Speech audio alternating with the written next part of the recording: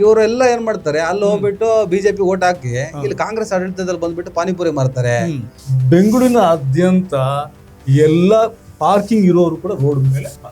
ಈಗ ನಿಮ್ದು ಕಾರ್ ಇದ್ದಾವೆ, ನೀವು ರೋಡ್ ಸೈಡ್ ನಾನು ತೆಗಿಲೇಬೇಕೀಗ, ಇಲ್ಲಾಂದ್ರೆ ನಾನು ಮಾರ್ಬೇಕು. ಎಲ್ಲಿ ನಿಲ್ಲಿಸ್ತೀರಿ? ಒಕ್ಕಲಿಗ ಸಮುದಾಯದ ಮುಖ್ಯಮಂತ್ರಿಗಳು ಮುಂಚಿನಲ್ಲೂ ಈ ಶಿಸ್ತು ತಂದಿದ್ದಾರೆ. ಅಲ್ಲ, ಈಗ ದೇವರಾಜ ಅರಸು ಕಾಲದಲ್ಲಿ ನಮ್ಗೆ ಶಿಸ್ತು ಸಿಕ್ಕಿಲ್ವಾ? ಜಯೇಶ್ ಪಟೇಲ್ ಕಾಲದಲ್ಲಿ ಶಿಸ್ತು ಸಿಕ್ಕಿಲ್ವಾ? ಸಿದ್ದರಾಮಯ್ಯ ಕಾಲದಲ್ಲಿ ಶಿಸ್ತು ಸಿಕ್ಕಿಲ್ವಾ? ಈಗ ಒಕ್ಕಲಿಗ ಮುಖ್ಯಮಂತ್ರಿ ಒಕ್ಕಲಿಗ ಜಾತಿಯಲ್ಲಿ ಇರೋದ್ರಿಂದ ಶಿಸ್ತು ಇರುತ್ತಂದ್ರೆ ಎಚ್ ಡಿ ಕುಮಾರಸ್ವಾಮಿ ಮುಖ್ಯಮಂತ್ರಿ ಶಿಸ್ತು. ಎಚ್ ಡಿ ಕುಮಾರಸ್ವಾಮಿ ರಾಜಕೀಯನೇ ಬೇರೆ. ಪ್ರಧಾನಿ ಜವಾಹರ್ಲಾಲ್ ನೆಹರು ಅವರ ತೀವ್ರ ವಿರೋಧ ಇತ್ತು ವಿಧಾನಸೌಧ ಕಟ್ಟಲಿಕ್ಕೆ. ದೇವೇಗೌಡರು ನಿಮಗೆ ಬೆಂಗಳೂರನ್ನು ಫ್ಲೈಓವರ್ಗಳ ನಗರವನ್ನಾಗಿ ಮಾಡಿದವರು ದೇವೇಗೌಡರು ಏನಾದ್ರು ನೀವು ಹೇಳಿದಾಗೆ 5 ವರ್ಷ ಪ್ರಧಾನಿ ಆಗಿದ್ರೆ ಕಾಶ್ಮೀರ ಸಮಸ್ಯೆ ಪರಿಹಾರ ಆಗ್ತಿತ್ತು. ಅದಕ್ಕೆ ಮಧ್ಯ ಅಡ್ಡಗಾಲ ಹಾಕಿದರು LK ಅಡ್ವಾಣಿ. RSS ಸೇರಿದಂತೆ ಅಂದ್ರೆ ನಿಮ್ಮ RSS ಗೆ ಗೂಟ ಇಟ್ಟೆ ಮಾಡಿರೋದು ಅಂತ ಪದೇ ಪದೇ ಒಬ್ರು ಪ್ರಶ್ನೆ ಮಾಡ್ತಾರೆ. ಏನ್ ಬಹಳ ಏನ್ ಕೇಳ್ತಾರೆ, ಪ್ರಿಯಾಂಕ್ ಖರ್ಗೆ ಅವರೇ ತಗೊಳ್ಳಿ ಹೋಮ್ ಮಿನಿಸ್ಟರ್. ಹೋಮ್ ಮಿನಿಸ್ಟರ್ ಆಗೋದಕ್ಕಿಂತ ಮುಂಚಿತವಾಗಿಯೂ ಕೂಡ ಅದೇ ಪ್ರಶ್ನೆ, ರಿಜಿಸ್ಟರ್ ಮಾಡ್ಕೊಳ್ರಪ್ಪ ಅಂತ ಕೇಳ್ತಿದ್ದಾರೆ. ನೀವು ಸುಸೈಡ್ ಮಾಡ್ಕೊಳ್ರಪ್ಪ ಅಂದಂಗ ಆಡ್ತಾರೆ ಇವರು. ದೇವೇಗೌಡರ ಹಾದಿಯಲ್ಲಿ DK ಶಿವಕುಮಾರ್ ಹೋಗ್ತಾ ಇದಾರ ಅಂತ. ಇದೇ ಹಾದಿಯಲ್ಲಿ ಮುಂದುವರೆದ್ರೆ ದೇವೇಗೌಡರು ಮುಖ್ಯಮಂತ್ರಿ ಆಗಿದ್ದು 1.5 ವರ್ಷ ಮಾತ್ರ ಆಗಿರಲಿ, ಪ್ರಧಾನಮಂತ್ರಿ ಆಗಿದ್ದು 11 ತಿಂಗಳು ಮಾತ್ರ. DK ಶಿವಕುಮಾರ್ 11 ವರ್ಷಗಳ ಕಾಲ ಈ ರಾಜ್ಯದ ಮುಖ್ಯಮಂತ್ರಿ ಆಗಿರುವುದಕ್ಕೆ ಯಾವುದೇ ತೊಂದರೆ ಇಲ್ಲ. 11 ವರ್ಷ. ಹಲೋ ನಮಸ್ಕಾರ ಸ್ನೇಹಿತರೆ, ಇವತ್ತು ಸ್ಟೇಟ್ ಪಾಲಿಟಿಕ್ಸ್ ಬಗ್ಗೆ ಮಾತಾಡ. DK ಶಿವಕುಮಾರ್ ಅವರು ಮುಖ್ಯಮಂತ್ರಿ ಆದ್ಮೇಲೆ ಅಭಿವೃದ್ಧಿಯ ಕಡೆ ಅವರ ಚಿಂತನೆಗಳೇನಿದೆ, ಬೆಂಗಳೂರಿನಲ್ಲಿ ಅವ್ರು ಮಾಡಕ್ಕೆ ಹೊರಟಿರುವಂತಹ ಬದಲಾವಣೆಗಳು ಏನಿದೆ, ಆಮೇಲೆ ರಿಜಿಸ್ಟರ್ಡ್ ಅಲ್ಲದ ಸಂಘಟನೆಗಳನ್ನು ಸಾರ್ವಜನಿಕ ಸ್ಥಳಗಳಿಂದ ದೂರ ಇಡುವಂತಹ ಒಂದು ವಿಧೇಯಕ ಕೂಡ ಮಂಡನೆ ಆಗಿದೆ. ಹಾಗೆ ಒಬ್ಬ ಮುಖ್ಯಮಂತ್ರಿಯಾಗಿ ಈ ಜಾತಿ ಲೆಕ್ಕಾಚಾರ ಹಾಕೊಂಡೇನಾದರೂ ಮಾತಾಡಬೇಕಾ? ನಾವೆಲ್ಲ ಮಾತಾಡ್ತಾ ಇದ್ವಿ. ಈ ಊರುಗೌಡರು ಈ ಪಾಳುಗಾರಿಕೆ ಮಾಡ್ಕೊಂಡೇ ಬಂದರು. ಪಂಚಾಯತಿ ಕಟ್ಟೆಯಲ್ಲಿ ಅದೇನೇ ಇದ್ದರೂ ಕೂಡ, ವ್ಯಾಜ್ಯಗಳಿದ್ರೂ ಕೂಡ ಅದನ್ನು ಬಗೆಹರಿಸುವಂಥ ಕೆಲಸವನ್ನೇ ಮಾಡ್ತಾ ಬಂದಿದ್ರು. ಸೊ ಹಾಗಾಗಿ ಒಬ್ಬ ಒಕ್ಕಲಿಗ ಜಾತಿಯ ಮುಖ್ಯಮಂತ್ರಿಯಾಗಿ ನಮ್ಮ ಹಿಸ್ಟ್ರಿ ಕೂಡ ಅದ್ಭುತವಾಗಿದೆ. ಒಕ್ಕಲಿಗ ಆಡಳಿತದ ಹಿಸ್ಟ್ರಿ ಕೂಡ ಅದ್ಭುತವಾಗಿದೆ. ಅದೇ ಪರ್ವ ಮುಂದುವರಿಯುತ್ತಾ ಅದಕ್ಕಿಂತನೂ ಅದ್ಭುತವಾಗಿ DK ಶಿವಕುಮಾರ್ ಕೆಲಸ ಮಾಡ್ಬೋದಾ? ಮೊನ್ನೆ ಅವರೊಂದು ಮಾತಾಡಿದ್ದು ಕೇಳಿಸ್ಕೊಂಡಿದ್ದೆ ನಾನು ವಿಧಾನಸಭೆಯಲ್ಲಿ. DK ಶಿವಕುಮಾರ್ ಮುಖ್ಯಮಂತ್ರಿಯಾಗಿ ಮೊದಲನೇ ಸೆಷನ್ನಲ್ಲಿ ಹೇಳಿದ್ರು, ನನಗೇನು ಮತ್ತೆ ದುಡ್ಡು ಮಾಡಬೇಕು, ಆಸ್ತಿ ಮಾಡಬೇಕು ಅಂತ ಆಸೆ ಇಲ್ಲ. 3 ತಲೆಮಾರಿಗಾಗುವಷ್ಟು ಮಾಡಾಗಿದೆ, ಇನ್ನೇನು ಬೇಕಾಗಿಲ್ಲ ನನಗೆ. ನಾನು ಇತಿಹಾಸ ಸೃಷ್ಟಿ ಮಾಡಬೇಕು ಅಂದರೆ ಚೆನ್ನಾಗಿ ಕೆಲಸ ಮಾಡಬೇಕು. ಆ ಒಂದು ಧಾವಂತ DK ಶಿವಕುಮಾರ್ ಅವ್ರಿಗೆ ಇದ್ದಿದ್ದು ನಾನು ತುಂಬ ಹತ್ತಿರದಿಂದ ನೋಡಿದ್ದೀನಿ. ಈ ಎಲ್ಲ ವಿಚಾರಗಳ ಬಗ್ಗೆ ಒಂದಿಷ್ಟು ಚರ್ಚೆ ಮಾಡೋಣ. ಇವತ್ತು ನಮ್ಮ ಜೊತೆ ಹಿರಿಯ ಪತ್ರಕರ್ತರಾದಂತಹ ಡ್ಯಾನಿಯಲ್ ಕ್ರಿಸ್ಟೋಫರ್ ಇದ್ದಾರೆ. ಕಾರ್ಯಕ್ರಮಕ್ಕೆ ಸ್ವಾಗತ. ಡ್ಯಾನಿಯಲ್ ಸರ್, ನೀವು ಸಿದ್ದರಾಮಯ್ಯನವರು ಮುಖ್ಯಮಂತ್ರಿಯಾಗಿ 2 ಅವಧಿ ಆಳ್ವಿಕೆ ಮಾಡಿದ್ದನ್ನು ನೋಡಿದ್ದೀರಿ. ಸಮಾಜವಾದ, ಅಹಿಂದ, ಸಮಾಜ ನಿರ್ಮಾಣ, ಸಮಾನತೆ, ಭಾಗ್ಯಗಳು, ಒಂದು ಹೊತ್ತು ಅನ್ನಕ್ಕೆ ಕಷ್ಟಪಡ್ತಿದ್ದೆ ಆಗ ಅನ್ನಭಾಗ್ಯ ಕೊಟ್ಟೆ, ಈ ಥರದ ಒಂದು ನಿಲುವುಗಳು, ಸಮಾನ ನ್ಯಾಯ, ಸಮಾನತೆ, ಇದನ್ನೇ ಪ್ರತಿಪಾದಿಸ್ಕೊಂಡು ಬಂದವರು ಸಿದ್ದರಾಮಯ್ಯ. ಅವರ 2 ಅವಧಿ ಆಡಳಿತದುದ್ದಕ್ಕೂ ನಮಗೆ ಈ ಥರದ ಒಂದು ಶೇಡ್ ಕಾಣಿಸ್ತು. ಆದರೆ ಅಭಿವೃದ್ಧಿ ಅನ್ನೋ ವಿಚಾರ ಬಂದಾಗ ನಿಮಗೆ ಒಟ್ಟಾರೆ ತಲಾ ಆದಾಯದ ವಿಚಾರಕ್ಕೆ ಬಂದರೆ ಕರ್ನಾಟಕದ ತಲಾ ಆದಾಯ ಭಾಳ ಚೆನ್ನಾಗಿತ್ತು ಸಿದ್ದರಾಮಯ್ಯನವರ ಅವಧಿಯಲ್ಲಿ. ಅವರ ಆಯವ್ಯಯ ಭಾಳ ಚೆನ್ನಾಗೇ ಇದೆ.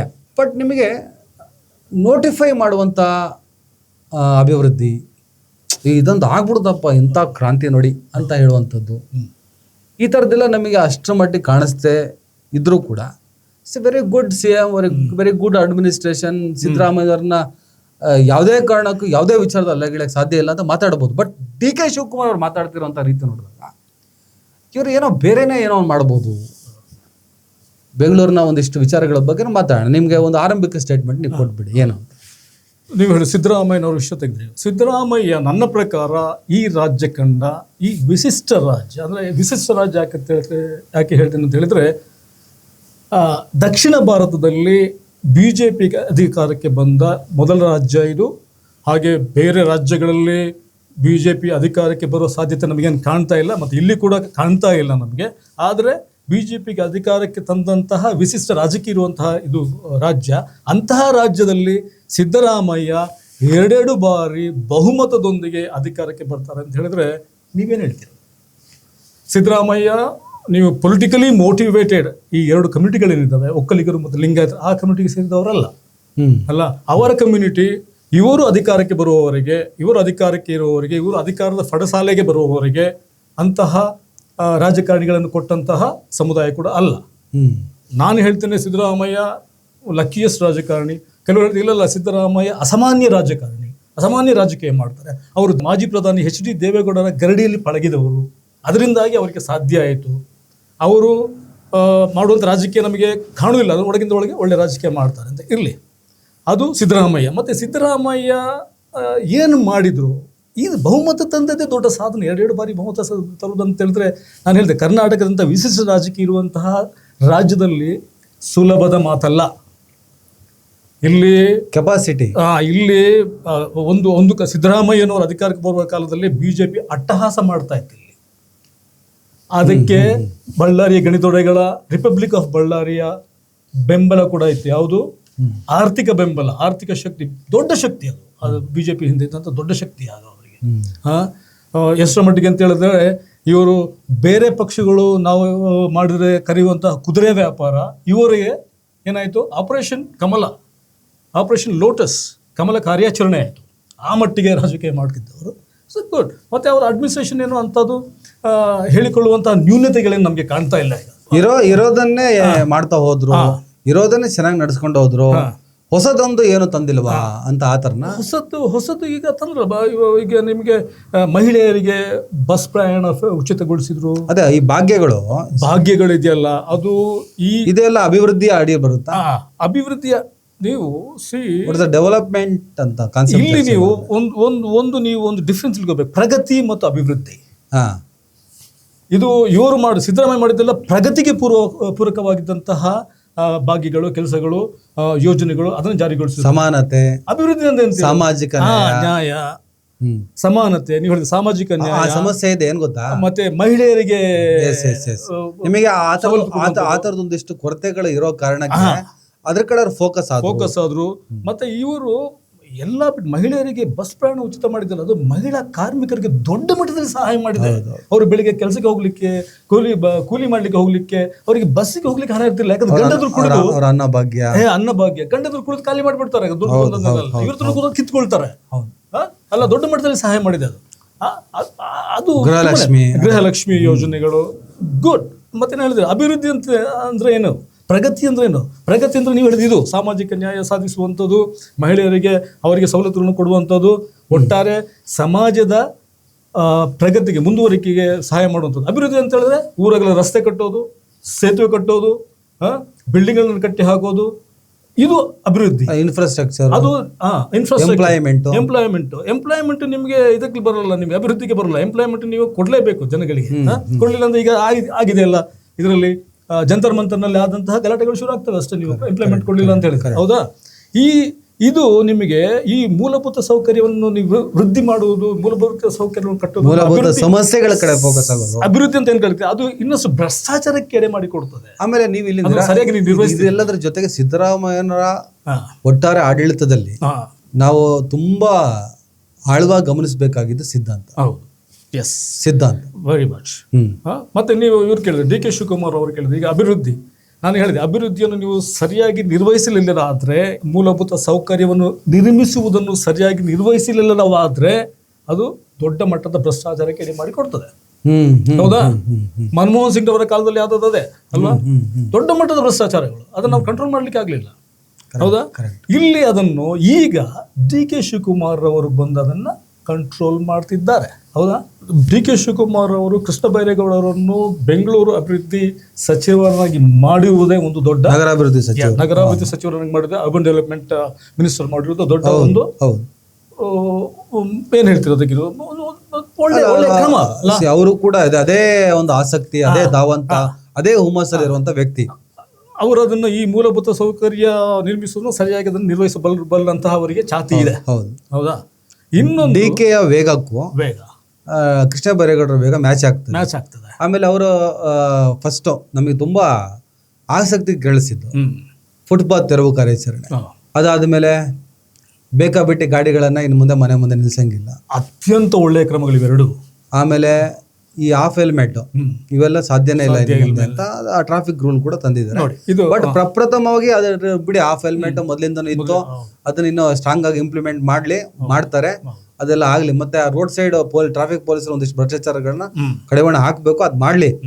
ಅದ್ರ ಜೊತೆಗೆ ಫಸ್ಟ್ 2 ಫುಟ್ಪಾತ್ ತೆರವು ಕಾರ್ಯಾಚರಣೆ ಮತ್ತೆ ರಸ್ತೆಗಳ ಪಕ್ಕದಲ್ಲೇ ಗಾಡಿಗಳು, ಎರಡರ ಬಗ್ಗೆ ನಾವು ಸಣ್ಣ ಡಿಸ್ಕಷನ್ ಮಾಡೋಣ. ಎರಡೂ ಕೂಡ ಬೆಂಗಳೂರು ನಗರವನ್ನ ಸುಂದರಗೊಳಿಸಲು ಈ ಟ್ರಾಫಿಕ್ ಅನ್ನೋ ಸಮಸ್ಯೆಗಳಿದಾವಲ್ಲ ಇವೆಲ್ಲ ನಿಯಂತ್ರಣ ಮಾಡೋದಕ್ಕೆ ಎಲ್ಲ ರೀತಿಯ ಅನುಕೂಲ ಆಗುವಂಥದ್ದೇ. ಆದ್ರೆ ಇದ್ರ ಜೊತೆಗೆ ಸಡನ್ ಆಗಿ ಕೆಲವೊಂದು ನಿಯಮಗಳನ್ನ ನೀವು ಹೆರಿದಾಗ ಹಲವಾರು ದಶಕಗಳಿಂದ ಆ ಥರದ ಒಂದು ಇದು ನಡೀತಾ ಬಂದಿದೆ. ಅದು ನಿಮಗೆ ಫುಟ್ಪಾತ್ ವ್ಯಾಪಾರ, ಆಮೇಲೆ ರಸ್ತೆ ಪಕ್ಕ ಕಾರ ಹೆವಿ ನಿಮ್ಮ ವಾಹನಗಳನ್ನ ನೀವು ರೋಡಲ್ಲಿ ನಿಲ್ಲಿಸಲೇಬೇಡಿ, ಎಲ್ಲಿ ನಿಲ್ಲಿಸ್ಬೇಕು, ಈ ತರದ ಪ್ರಶ್ನೆಗಳು ಹಾರ್ಶ್ ಆಗುತ್ತೆ. ಬೆಂಗಳೂರು ಚಂದ ಕಾಣಿಸುತ್ತೆ, ರೋಡ್ ಕ್ಲಿಯರ್ ಆಗುತ್ತೆ, ಎಲ್ಲದೂ ಸರಿ. ನಾಳೆ ಕಸದ ಬಗ್ಗೆ ಕೂಡ ಏನಾದ್ರು ಒಂದು ಕ್ರಾಂತಿ ಮಾಡ್ತೀರಾ ಅಂತ ಕೇಳ್ಪಟ್ಟೆ ನಾನು. ಆಯ್ತು ಮಾಡಿ. ಆದರೆ ಸಡನ್ ಆಗಿ ಇವುಗಳನ್ನು ಮಾಡೋದ್ರಿಂದ ಜನರಿಗೆ ಒಂಥರ ಸಂಕಟ ಆಗ್ತದೆ. ಈಗ ಫುಟ್ಪಾತ್ ತೆರವು ಕಾರ್ಯಾಚರಣೆ ಸಂದರ್ಭ ಏನಾಯ್ತು ಅಂತ ನೀವು ನೋಡಿದ್ದೀರಿ.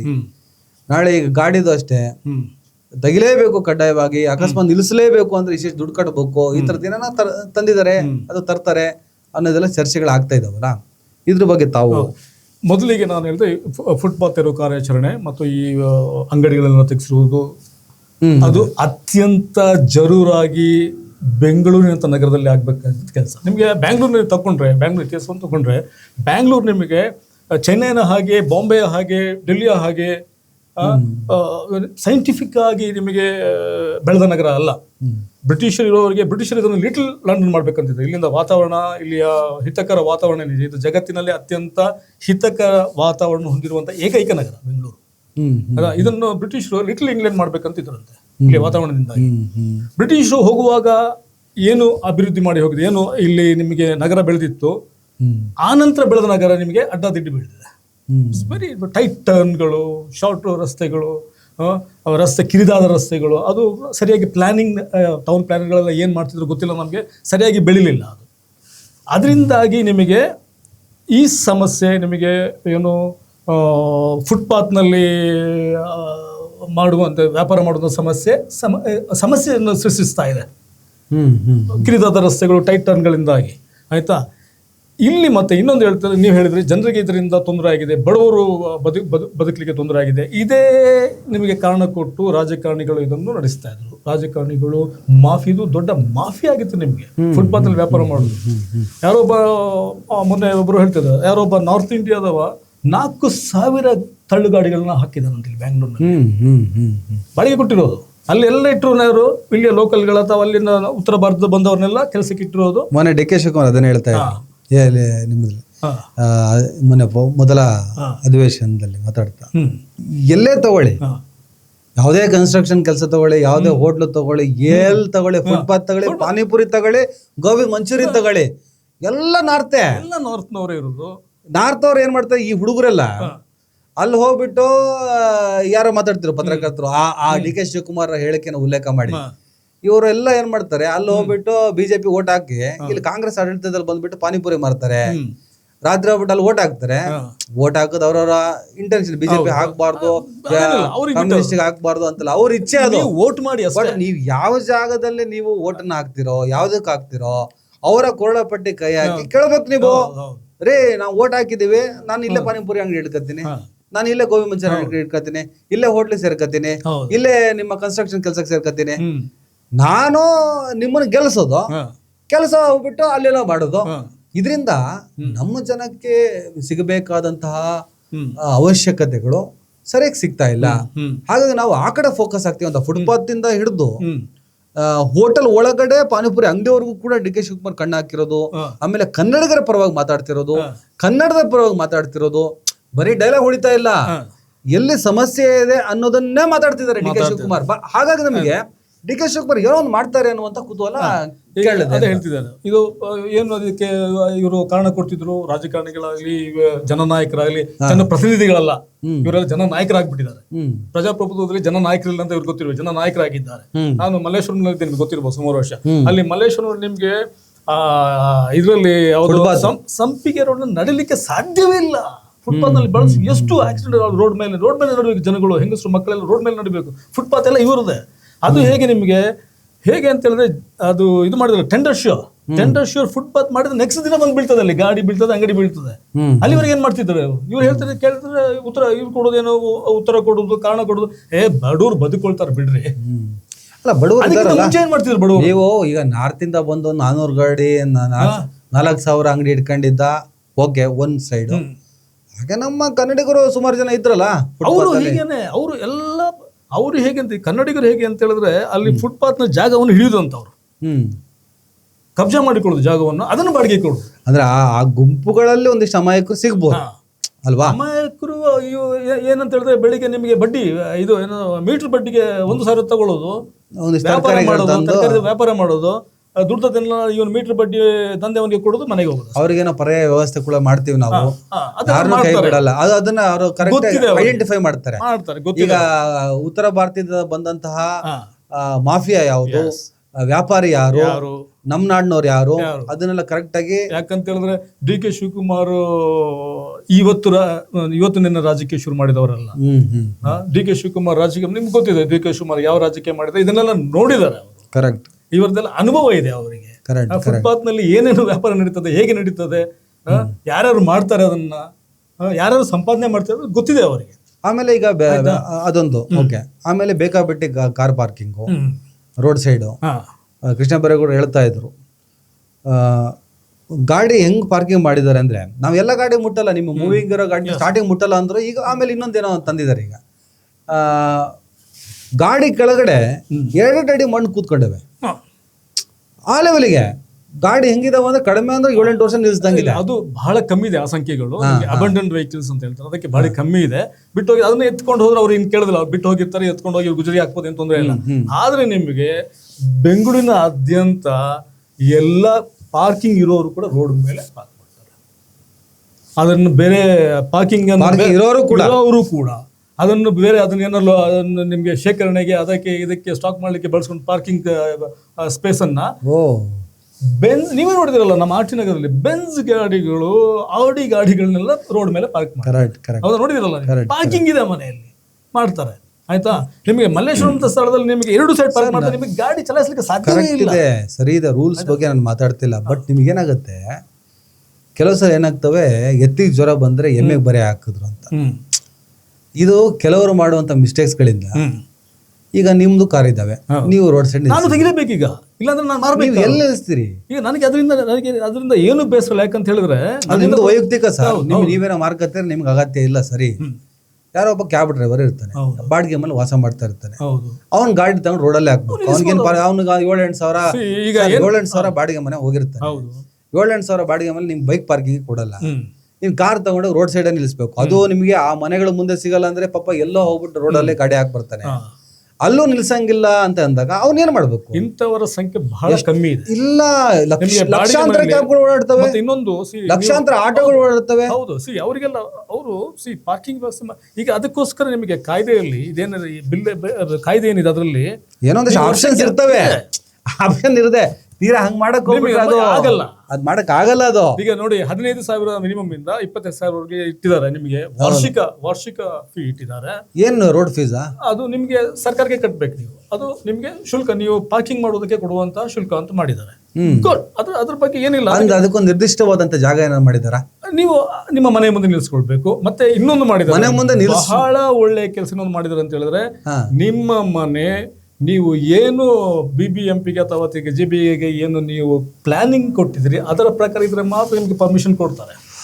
ಓ, ನಿಮ್ಮ ಮನೆ ಪ್ಲಾನಿಂಗು ಇಂಪಾರ್ಟೆಂಟ್, ವೆರಿ. ನಿಮ್ ಮನೆ ಮುಂದೆ ಗಾಡಿ ನಿಲ್ಲಿಸಬೇಕು ಅಂದ್ರೆ ನೀನು ಮನೆನ ಕರೆಕ್ಟ್ ಆಗಿ ರೂಲ್ಸ್ ರೆಗ್ಯುಲೇಷನ್ಸ್ ಪ್ರಕಾರ ಕಟ್ಟಿರ್ಬೇಕು. ಆ ನೀತಿ ನಿಯಮಗಳ ಮನೆ ಇಲ್ಲ ಅಂದ್ರೆ ನಿಮಗೆ ನೀವು ಪಾರ್ಕಿಂಗ್ ತೋರಿಸಿರ್ತೀರಿ. ಪಾರ್ಕಿಂಗ್ ತೋರಿಸಿಲ್ಲ ನಿಮಗೆ ಪರ್ಮಿಷನ್ ಕೊಟ್ಟಿರಲ್ಲ. ಅಲ್ಲಿ ಪಾರ್ಕಿಂಗ್ ತೋರಿಸಿ ಅಂದ್ರೆ ರೋಡ್ ಸೈಡ್ ಪಾರ್ಕಿಂಗ್ ಇಲ್ಲ ಮನೆ ಒಳಗೆ. ಈಗ ಮನೆ ಒಳಗಡೆ ನನ್ನ ಸ್ನೇಹಿತರು ಕಟ್ಟಿದ್ದಾರೆ ಬೆಂಗಳೂರಿನಲ್ಲಿ. ನಿಮಗೆ ಇಂತ ನಮ್ಮ ಯಾವ ದೊಡ್ಡ ಬೊಮ್ಮಸಂದ್ರದಂತ ಪ್ರದೇಶಗಳಲ್ಲಿ ಮನೆ ಕಟ್ಟಿದ್ದಾರೆ, ಅಲ್ಲಿ ಕೂಡ ಪಾರ್ಕಿಂಗ್ ತೋರಿಸಿದ್ದಾರೆ. ನಿಮಗೆ ಪ್ಲಾನಿಂಗ್ ನಲ್ಲಿ 30-40 ಸೈಟ್ ನಲ್ಲಿ ಕೂಡ ಪಾರ್ಕಿಂಗ್ ತೋರಿಸಿದ್ದಾರೆ. ಆದ್ರೆ ಪಾರ್ಕಿಂಗ್ ಬೇರೆ ಉದ್ದೇಶಗಳಿಗೆ ಬಳಸ್ಕೊಳ್ತಾರೆ, ಕಾರನ್ನ ರೋಡ್ ಮೇಲೆ ಇಡ್ತೀರಾ. ಪಾರ್ಕ್ ಮಾಡ್ತಾರೆ. Okay. ಅದು ಒಳ್ಳೇದಲ್ಲ? ಪಾರ್ಕಿಂಗ್ ತೋರಿಸಿದ್ರಲ್ಲ ನೀವು, Correct. ಹಾಕಿ ಪಾರ್ಕಿಂಗ್ ಒಳಗಡೆ ಗಾಡಿಯಲ್ಲಿ ನೀವು ಎಷ್ಟು ಅಲ್ಲಿ ಮನೆದು ಅಷ್ಟು Yes, parking yes, ತೋರಿಸಿದ್ರಲ್ಲ. yes, yes. ಯಾಕಂದ್ರೆ ಈಗ ಹೆಂಗಂದ್ರೆ ನೀವು ಮನೆ ಕಟ್ಟಬೇಕಾದ್ರೆ ಪಾರ್ಕಿಂಗ್ ನ ತೋರಿಸಿದ್ರಿ, ಹೌದು.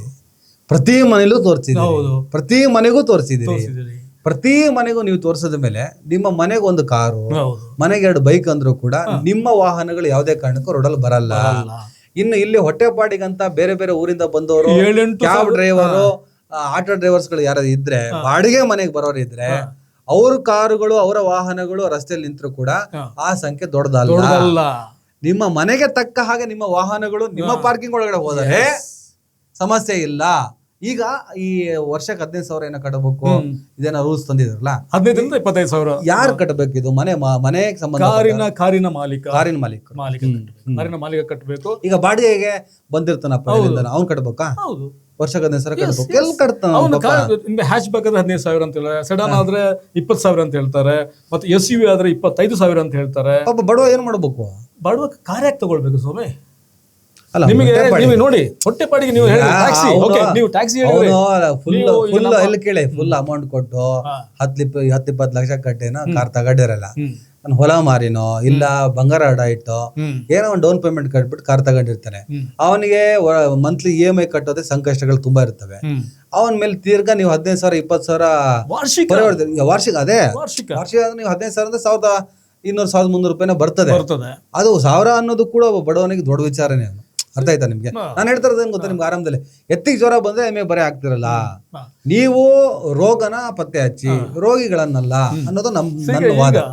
ಇವರು ಹೇಳಿದ್ದಾರೆ, ಆಟೋ ರಿಕ್ಷಾದವರಿಗೆ ನಾವು ಏನು ಚಾರ್ಜ್ ಮಾಡೋದಿಲ್ಲ. ಅವರು ಆಟೋ ರಿಕ್ಷಾದವರು ಎಲ್ಲಿ ನಿಮಗೆ ಪಾರ್ಕಿಂಗ್ ಇದೆ, ಆಟೋ ಪಾರ್ಕಿಂಗ್, ಅಲ್ಲಿ ಪಾರ್ಕ್ ಮಾಡ್ಕೊಳ್ಳಿ. ಅದೇ ತರ ಇವರು ಟ್ಯಾಕ್ಸಿಯವ್ರಿಗೆ ಕೊಡ್ತಾರೆ. ಟ್ಯಾಕ್ಸಿ ಪಾರ್ಕಿಂಗ್ ಇರ್ತದೆ, ಮಾಡ್ತಾರೆ. ಇಲ್ಲಾಂದ್ರೆ ಮಾಡ್ತಾರೆ, ಟ್ಯಾಕ್ಸಿ ಪಾರ್ಕಿಂಗ್ ಮಾಡ್ತಾರೆ. ಮುಂದೆ ಮಾಡದೆ ಬಿಡುದಿಲ್ಲ. ಅದು ಏನೊಂದು ಆಪ್ಷನ್ ಕೊಡ್ತಾರೆ. ಯಾಕಂದ್ರೆ ನಿಮಗೆ ಒಮ್ಮೆಲೆ ನೀವು ಹೇಳಿದಾಗೆ ಈಗ ನಮ್ಗಿರೋಂತ ಕಾಳಜಿ ಕನಿಕರ ಸರ್ಕಾರಕ್ಕೆ ಇರ್ತದೆ. ತೀರಾ ಬಡವರನ್ನೇನೋ ಅವರು ಮುಗಿಸ್ಲೇಬೇಕು ಅಂತ ಹೊರಡಲ್ಲ. ಅವ್ರಿಗೆ ಏನಂದ್ರೆ ಬೆಂಗಳೂರನ್ನ ಅಭಿವೃದ್ಧಿ ಮಾಡ್ಬೇಕು, ಬೆಂಗಳೂರನ್ನ ಚಂದ ಕಾಣಿಸ್ಬೇಕಂತ ಡಿಸಿಪ್ಲಿನ್ ತರಬೇಕು. ನೀವು ಹೇಳಿದ್ರೆ ಈ ಒಕ್ಕಲಿಗ ಸಮುದಾಯದ ಮುಖ್ಯಮಂತ್ರಿಗಳು ಮುಂಚಿನಲ್ಲೂ ಈ ಶಿಸ್ತು ತಂದಿದ್ದಾರೆ. ಅಲ್ಲ, ಈಗ ದೇವರಾಜ ಅರಸು ಕಾಲದಲ್ಲಿ ನಮ್ಗೆ ಶಿಸ್ತು ಸಿಕ್ಕಿಲ್ವಾ? ಜೆಎಚ್ ಪಟೇಲ್ ಕಾಲದಲ್ಲಿ ಶಿಸ್ತು ಸಿಕ್ಕಿಲ್ವಾ? ಸಿದ್ದರಾಮಯ್ಯನ ಕಾಲದಲ್ಲಿ ಶಿಸ್ತು ಸಿಕ್ಕಿಲ್ವಾ? ನಿಮಗೆ ನಾನು ಅವ್ರಿಗೆ ಶಿಸ್ತಿಲ್ಲ ಅಂತ ಹೇಳ್ತಿಲ್ಲ ನಾನು. ಇವರು ಪರ್ಟಿಕ್ಯುಲರ್ಲಿ ಶಿಸ್ತಿಗೆ, ಈಗ DK ಶಿವಕುಮಾರ್, HD ಕುಮಾರಸ್ವಾಮಿ ಮುಖ್ಯಮಂತ್ರಿ, ಇದರ ಬಗ್ಗೆ ನನ್ನ ಪ್ರಶ್ನೆ. ಈಗ ಒಕ್ಕಲಿಗ ಮುಖ್ಯಮಂತ್ರಿ ಒಕ್ಕಲಿಗ ಜಾತಿಯಲ್ಲಿ ಇರೋದ್ರಿಂದ ಶಿಸ್ತು ಇರುತ್ತಂದ್ರೆ HD ಕುಮಾರಸ್ವಾಮಿ ಮುಖ್ಯಮಂತ್ರಿ ಶಿಸ್ತು? HD ಕುಮಾರಸ್ವಾಮಿ ಅವ್ರ ರಾಜಕೀಯನೇ ಬೇರೆ. HD ಕುಮಾರಸ್ವಾಮಿ ಅವರು ಯಾವ್ದು ನಿಮಗೆ ಮೆಜಾರಿಟಿ ಯಾಕೆ ಹೇಳ್ತೀನಿ ಅಂದ್ರೆ ಡಿಸಿಪ್ಲಿನ್ ಮತ್ತೆ ಅಡ್ಮಿನಿಸ್ಟ್ರೇಷನ್ ಒಳಗಡೆ ನೀವು ಜಾತಿನ ಕನ್ಸಿಡರ್ ಮಾಡಿ ಮಾತಾಡಬಹುದಾ ಅಂತ. ಸಮುದಾಯ ಹೇಳ್ತಾರೆ. ನೀವು ಹೇಳಿದ್ರೆ ಒಕ್ಕಲಿಗ ಸಮುದಾಯದವರು ಮುಂಚೆ ನೀವು ಪಾಳೆಗಾರಿಕೆ ಮಾಡ್ಕೊಂಡು ಬಂದಿದ್ರು ಅಂತ ಹೇಳ್ಬಿಟ್ಟು ನೀವು ಹೇಳಿದ್ರೆ ವಾದ ಚರ್ಚೆ ಮಾಡೋದು. ಚರ್ಚೆ ಒಕ್ಕಲಿಗ ಸಮುದಾಯದವರು ಮಾತ್ರ ಹೇಳುದಂತಲ್ಲ. ನೀವು ಕೆಂಗಲ್ ಹನುಮಂತಯ್ಯನವರು ತಗೊಂಡ್ರೆ ಅವರು ಹೇಗೆ ವಿಧಾನಸೌಧವನ್ನು ಕಟ್ಟಿದ್ರು. ಆಗ ಪ್ರಧಾನಿ ಜವಾಹರ್ಲಾಲ್ ನೆಹರು ಅವರ ತೀವ್ರ ವಿರೋಧ ಇತ್ತು ವಿಧಾನಸೌಧ ಕಟ್ಟಲಿಕ್ಕೆ. ಕಡಲ ಮಂಜಪ್ಪ ಅವರು ಏನ್ ಮಾಡ್ತಾರೆ, ಆಮೇಲೆ ಕೆಂಗಲ್ ಹಠಕ್ಕೆ ಬಿದ್ದು, ಇಲ್ಲ ನಾನು ಜನತಂತ್ರದ ದೇಗುಲವನ್ನು ಕಟ್ಟಿಯೇ ಸಿದ್ಧ ನಾನು. ಅದು ಯಾವಾಗಲೂ ನಿಮಗೆ ಅರಮನೆಗಳಿಗಿಂತ ದೇಗುಲಗಳಿಗಿಂತ ದೊಡ್ಡದಾಗಿರ್ಬೇಕು, ಗ್ರ್ಯಾಂಡ್ ಆಗಿರ್ಬೇಕು. ನೆಹರು ಏನಂತ ಹೇಳಿದ್ರೆ ಇದು ಸಂಸತ್ ಭವನಕ್ಕೆ ಪ್ರತಿಸ್ಪರ್ಧಿ ಆಗ್ತದೆ ಅಂತ ಅವರು ವಿರೋಧ ಮಾಡಿದ್ರು. ಬಹಳ ದೊಡ್ಡ ಪ್ರಮಾಣದಲ್ಲಿ ಖರ್ಚು ಜಾಸ್ತಿ ಆಯ್ತು ಅಂತ ಹೇಳ್ಬಿಟ್ಟು ಕಡದಾಳ ಮಂಜಪ್ಪ ಅವ್ರು ಕೋಪ ಮಾಡ್ಕೊಂಡಿದ್ರು.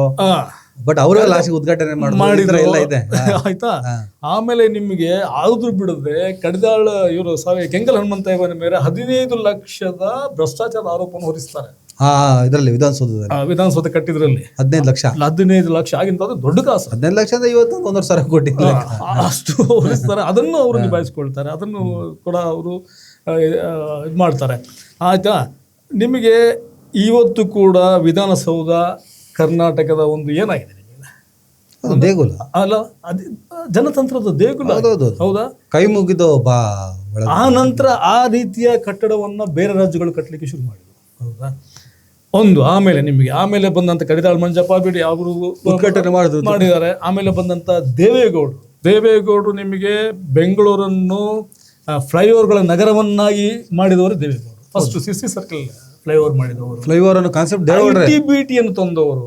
ನೀವು ಇವರೆಲ್ಲ ತಗೊಳ್ತಾರೆ, ಯಾರು ಕ್ರೆಡಿಟ್ ತಗೊಳ್ತಾರೆ. ಅಲ್ಲ, ದೇವೇಗೌಡರು ನಮಗೆ ITBT ಅನ್ನು ತಂದವರು. ITBT ಹೌದಲ್ಲ? ಅವರು ದೊಡ್ಡ ಕೊಡುಗೆ ಇದೆ. ಓ, ಇಲ್ಲದ್ರೆ ಒಂದು IT ಕಂಪ್ನಿಯವರು ಸುಮ್ಮನೆ ಹೋಗಿ HD ಕುಮಾರಸ್ವಾಮಿ ಅವರಿಗೆ ಮೆಟ್ರೋ ಕಟ್ಟಲಿಕ್ಕೆ 200 ಕೋಟಿ ಚೆಕ್ ಕೊಡ್ತಿರ್ಲಿಲ್ಲ, ಓ, ಓ. ಸುಮ್ಮನೆ ಕೊಡ್ತಿರ್ಲಿಲ್ಲ. ಕುಮಾರಸ್ವಾಮಿ ಅವರಿಗೆ ಹೋಗಿ ಕುಮಾರಸ್ವಾಮಿಯ ಮನೆಗೆ ಹೋಗಿ ಕೊಡ್ತಿರ್ಲಿಲ್ಲ. ನಾನು ಇಲ್ಲೊಂದು ಮಾತು ಹೇಳ್ತೇನೆ, ದೇವೇಗೌಡರು ಅಂತ ಹೇಳಿದಕ್ಕೆ, ದೇವೇಗೌಡರು ರಾಜಕಾರಣ, ಅವರ ಕುಟುಂಬ, ಈ ಥರದ ಚರ್ಚೆಗಳು ಜಾಸ್ತಿ ಆಗ್ತಿದ್ದಾಗ ನಮಗೆ ಅವರಿವರು ಹೇಳೋದು ಮಾತುಗಳಿಂದ ಮತ್ತೆ ನಮ್ಮ ಗ್ರಹಿಕೆಗೆ ಕೂಡ ಹೌದು ಅಂತ ಅನಿಸ್ತಾ ಇತ್ತು. ಒಂದ್ಸಲ ಈ ದೇವೇಗೌಡರ ಬಗ್ಗೆ ಒಂದು ರಿಸರ್ಚ್ ಮಾಡಿ ಒಂದಿಷ್ಟು ಅವರ ಸಾಧನೆಗಳು, ಅವರ ರಾಜಕೀಯ ಇದನ್ನ ಬರೆಯಕ್ಕೆ ಶುರು ಮಾಡ್ತೀನಿ. ಅವಾಗ ಲೇಖನ, ಈಗ ಮಾತಾಡೋದೆಲ್ಲ ಕಡಿಮೆ ಆಯ್ತು, ಲೇಖನ ಬರಿತಾ ಇದ್ದೆ. ಆ ರಿಸರ್ಚ್ ಮಾಡಿ ಬರಿತಾ ಹೋಗ್ತಾ ದೇವೇಗೌಡರ ಫ್ಯಾನ್ ಆಗಿಬಿಟ್ಟೆ. ಏನು ಅಡ್ಮಿನಿಸ್ಟ್ರೇಷನ್ ರೀ ದೇವೇಗೌಡರು. ಏನಾದ್ರು 5 ವರ್ಷಗಳ ಕಾಲ ಪ್ರಧಾನಿ ಆಗಿದ್ದರೆ ನೆಹರು ನಂತರ ಭಾರತ ಕಂಡ ಒಬ್ಬ ಅದ್ಭುತ ಪ್ರಧಾನಿ ಆಗಿರ್ತಿದ್ರು. ನಿಮಗೆ ಇನ್ನೊಂದು ವಿಷಯ ಹೇಳ್ತದೆ ನಿಮಗೆ. ದೇಶಕ್ಕೆ ಮೊಟ್ಟ ಮೊದಲ ಮೆಟ್ರೋ ರೈಲನ್ನು ಸ್ಯಾಂಕ್ಷನ್ ಮಾಡಿದ್ರು ದೇವೇಗೌಡರು. ದೇಶಕ್ಕೆ ದೆಹಲಿಯ ಮೆಟ್ರೋ ರೈಲನ್ನು ಸ್ಯಾಂಕ್ಷನ್ ಮಾಡಿದವರು ದೇವೇಗೌಡರು. ಅದು ಬಹಳ ಜನಕ್ಕೆ ಗೊತ್ತಿಲ್ಲ. ದೇವೇಗೌಡರು ಏನಾದ್ರು ನೀವು ಹೇಳಿದಾಗೆ 5 ವರ್ಷ ಪ್ರಧಾನಿ ಆಗಿದ್ರೆ ಕಾಶ್ಮೀರ ಸಮಸ್ಯೆ ಪರಿಹಾರ ಆಗ್ತಿತ್ತು. ಆಗಲೇ ಅವರು ಅದನ್ನು ಸಮಸ್ಯೆ ಪರಿಹಾರ ಮಾಡಲಿಕ್ಕೆ ಹೊರಟಿದ್ರು. ಆಗಿತ್ತು ಸಮಸ್ಯೆ, ಅದಕ್ಕೆ ಮಧ್ಯ ಅಡ್ಡಗಾಲ ಹಾಕಿದರು LK ಅಡ್ವಾಣಿ, ಮಾಡಬಾರ್ದು ಅಂತ ಹೇಳಿ. ಯಾಕೆ? ಕಾರಣ ಏನಿತ್ತು? ಯಾಕಂತ ಇವರಿಗೆ ದೇವೇಗೌಡರಿಗೆ ಸಿಗ್ತದಲ್ಲ ಕ್ರೆಡಿಟ್. ಸೌತ್ ಮತ್ತೆ ದಕ್ಷಿಣ ಭಾರತದ ಒಬ್ಬ ಲೀಡರ್ ಸಿಗ್ತದಲ್ಲ, ಬಿಜೆಪಿಗೆ ಸಿಗ್ಬೇಕು ಕ್ರೆಡಿಟ್. ನೀವು ತಗೊಂಡ್ಬಿಟ್ರೆ ಕ್ರೆಡಿಟ್ ಓಕೆ ಆಯ್ತಾ? ನಿಮ್ಗೆ ಹೇಳೋ ಪ್ರಕಾರ ಆಮೇಲೆ ಬಂದ SM ಕೃಷ್ಣ ಮಾಡಿದ ನಮ್ಗೆ ಗೊತ್ತಿದೆ, ನಾವು ನೋಡಿದೀವಿ ಅದನ್ನ. ನೀವು ನೋಡಿದಿರಿ, ನಿಮ್ಮ ಜನರೇಷನ್ ನೋಡಿದ್ರೆ, ನಾವು ನೋಡಿದೀವಿ ಆಯ್ತಾ. ಆಮೇಲೆ HD ಕುಮಾರಸ್ವಾಮಿ ಹೇಳಿದ್ರೆ, HD ಕುಮಾರಸ್ವಾಮಿ ರಾಜಕೀಯ ಅವ್ರದ್ದು ರೂರಲ್ ರಾಜಕೀಯ. ಅವರು ಇದನ್ನ ಮಾಡ್ಬೇಕಾದ್ರೆ, ರ್ಯಾಲಿಗಳನ್ನು ಮಾಡ್ಬೇಕಾದ್ರೂ ಕೂಡ ಬೆಂಗಳೂರು ನಗರದಲ್ಲಿ ಮಾಡೋದಿಲ್ಲ, ಡಾಬಸ್ಪೇಟೆಯಲ್ಲಿ ಮಾಡ್ತಾರೆ, ಹೊರಗೆ ಬೆಂಗಳೂರಿನ ಹೊರವಲಯದಲ್ಲಿ ಮಾಡ್ತಾರೆ, ಹಳ್ಳಿಗಾಡು ಪ್ರದೇಶದಲ್ಲಿ ಮಾಡ್ತಾರೆ. ಅವರು ಯಾವತ್ತೂ ನಗರಾಭಿವೃದ್ಧಿಗಾಗಲಿ ನಗರ ಇದಕ್ಕಾಗಲಿ ಒತ್ತು ಕೊಟ್ಟವರಲ್ಲ. ಅವ್ರದ್ದೇನಿದ್ರು ರೂರಲ್ ವ್ಯವಸಾಯ, ಹಳ್ಳಿ ಕಡೆಗೆ ಅವ್ರು ಮಾಡಿದ್ರು. ಅವ್ರದ್ದು ಪಕ್ಷದ ಸಿದ್ಧಾಂತವೇ ಆಗಿದೆ. ಫೈನ್, ಅದನ್ನು ಒಳ್ಳೆ ಮಾಡಿದಾರೆ. ಅವ್ರು ಮಾಡಿಲ್ಲ ಅಂತ ನೀವೇನು ಹೇಳ್ತೀರಿ? ಆಮೇಲೆ SM ಕೃಷ್ಣ ಅಂತ ಹೇಳೋದು ಬೇಕಾಗಿಲ್ಲ ನಿಮಗೆ ಅಲ್ವಾ? ಡೆವಲಪ್ಮೆಂಟ್ IT-BT ಅನ್ನು ಹೇಗೆ ಅವರು ಮತ್ತೆ ಇವರು ದೇವೇಗೌಡರು ಅಡಿಪಾಯಕ್ಕೆ ಹೇಗೆ ಅವರು ಉತ್ತೇಜನ ಕೊಟ್ಟರು, ಅದನ್ನು ಹೇಗೆ ಅಭಿವೃದ್ಧಿಗೊಳಿಸಿ ಗೊತ್ತೇ ಇದೆ ನಮಗೆ ಆಯ್ತಾ. ಯಾಕಂದ್ರೆ ಅವರ ಆಡಳಿತದೊಂದಿಗೆ ನಾನು ಕ್ಲೋಸ್ ಕನೆಕ್ಷನ್ ಇತ್ತು ನನಗೆ. ಅವ್ರದ್ದು ಅಡ್ವರ್ಟೈಸ್ಮೆಂಟ್, ಆಗ ಪಕ್ಷದ ಅಡ್ವರ್ಟೈಸ್ಮೆಂಟ್, ಅವರ ಅಡ್ವರ್ಟೈಸ್ಮೆಂಟ್ ಕೊಡ್ತಿದ್ದ ನಾನು ಬರಿತಾ ಇದ್ದೆ. ಆಗ ನಾನಾಗ ಜಾಹೀರಾತು ಸಂಸ್ಥೆಯಲ್ಲಿದ್ದೆ, ಹ್ಯಾಂಡಲ್ ಮಾಡಿದ್ದೆ, ನನಗೆ ಗೊತ್ತಿದೆ ತುಂಬ. ಆಮೇಲೆ ಈಗ ಬಂದಂತಹ DK ಶಿವಕುಮಾರ್ ಆ ಶಿಸ್ತಿನ ಪರಂಪರೆಯನ್ನು ಮುಂದುವರಿಸ್ತಾರೆ. ಈಗ ನಾವ್ ಹೆಂಗ್ ಹೇಳ್ಬೋದಂದ್ರೆ, ದೇವೇಗೌಡರ ಹಾದಿಯಲ್ಲಿ DK ಶಿವಕುಮಾರ್, SM ಕೃಷ್ಣ ಅವ್ರ ಮಾತು, ಅವ್ರ ವೈಖರಿ ನೋಡಿ. ನಿಮ್ಗೆ ಬರೀ ನೋಡಿ, ಡೆವಲಪ್ಮೆಂಟ್, ಇತಿಹಾಸ ನಿರ್ಮಾಣ ಮಾಡಬೇಕು ಈ ಸ್ಟೇಟ್ಮೆಂಟ್ ಕೊಡ್ತಾ ನಿಮಗೆ. ಈಗ ಇತ್ತೀಚೆಗೆ ಕರ್ನಾಟಕದಲ್ಲಿ RSS ಬ್ಯಾನು, RSS ರಿಜಿಸ್ಟ್ರೇಷನ್ ಈ ಥರದ್ದೆಲ್ಲ ನಡೀತಿದೆಯಲ್ಲ. ನಿನ್ನೆ ಒಬ್ಬನ ಮೀಡಿಯಾದವರು ಕೇಳ್ತಾರೆ, RSS ಏನೋ ಪ್ರೋಗ್ರಾಮು, ಪರ್ಮಿಷನ್, ಜಾಗ ಗೀಗ ಅಂತ. ಅವರೆಲ್ಲ ನೋಡಿ, ಅವರೊಂದು ಸಂಘಟನೆ, ಅದು ಹಿಂದೆ ನಿಷೇಧ, ರಿಜಿಸ್ಟರ್ ಹಿಂದೆನೂ ಆಗಿಲ್ಲ, ಮುಂದೆನೂ ಅವ್ರು ಮಾಡಲ್ಲ ಅಥವಾ ಮಾಡ್ತಾರೋ ಗೊತ್ತಿಲ್ಲ. ಅದೆಲ್ಲ ಇಂಪಾರ್ಟೆಂಟ್ ಅನ್ನೋ ಆಂಗಲ್ ಅಲ್ಲೇ ಮಾತಾಡಿದ್ದಾರೆ. ಅವ್ರಿಗೀಗ ಅನ್ವಾಂಟೆಡ್ ಅಥವಾ ಅನ್ವಾಂಟೆಡ್ ಚರ್ಚೆಗಳಾಗ್ಲಿ, ಈಗ ಅನ್ವಾಂಟೆಡ್ ಇಶ್ಯೂಸ್ ಏನೂ ಅಲ್ಲ. RSS ವಿಚಾರದಲ್ಲಿ ನಾವು ಯಾವುದು ಅನ್ವಾಂಟೆಡ್ ಅನ್ನಕ್ಕಾಗಲ್ಲ. ಈ ದೇಶದ ಕಾನೂನು ವ್ಯವಸ್ಥೆ ಒಳಗಡೆ ಎಲ್ಲದೂ ಕೂಡ ಕಾನೂನು ಚೌಕಟ್ಟು ಒಳಗಡೆ ಬರ್ಬೇಕಾಗತ್ತೆ. ಅದಕ್ಕೆ ಸರಿಯಾಗಿ ಒಂದ್ ಕಡೆ ಇಟ್ಟಿದ್ದಾರೆ ಬಿಡಿ. ಅದು ವಿಧೇಯಕ ತಂದ್ಬಿಟ್ಟು ರಿಜಿಸ್ಟರ್ ಅಲ್ಲದ ಸಂಘಟನೆಗಳು ಸಾರ್ವಜನಿಕ ಸ್ಥಳಗಳನ್ನ ಯಾವುದೇ ರೀತಿಯ ಕಾರ್ಯಕ್ರಮಕ್ಕಾಗ್ಲಿ ಪ್ರತಿಭಟನೆಗಾಗ್ಲಿ ಬಳಸಂಗಿಲ್ಲ ಅಂತ ಹೇಳ್ಬಿಟ್ಟು ಕಾನೂನು ತಂದ್ಬಿಟ್ಟು ಅದನ್ನೇನು ಮಾಡಿದ್ದಾರೆ. ಆತರ ಮಾಡಿ ಅದನ್ನ ಬದಿಗಿಡಬೇಕೆ ಹೊರತು ದಿನಾ ಬೆಳಗ್ಗೆ ಅದನ್ನ ಮಾತಾಡ್ತಾ ಇದ್ರೆ ಏನು ಪ್ರಯೋಜನ ಇಲ್ಲ ಅನ್ನೋ ಆಂಗಲ್ ನಿನ್ನೆ ಮಾತಾಡಿದ್ದಾರೆ. ಅದನ್ನ ಪ್ರಿಯಾಂಕ್ ಖರ್ಗೆ ಅವ್ರು ಅರ್ಥ ಮಾಡ್ಕೊಳ್ತಾರೆ ಬಹುಶಃ. ಖರ್ಗೆ ಅವರ ಸಿದ್ಧಾಂತ, ಸಿದ್ದರಾಮಯ್ಯ ಅವರ ಸಿದ್ಧಾಂತ, DK ಅವರಿಗೂ ಈ ಸಿದ್ಧಾಂತದ ಒಳಗಡೆ ಹೇಳ್ಕೊಂಡು ಹೋಗಕ್ಕಾಗಲ್ಲ. ನಿಮ್ಗೆ ಇನ್ನೊಂದು DK ಶಿವಕುಮಾರ್ ಅವರು ನಿಮಗೆ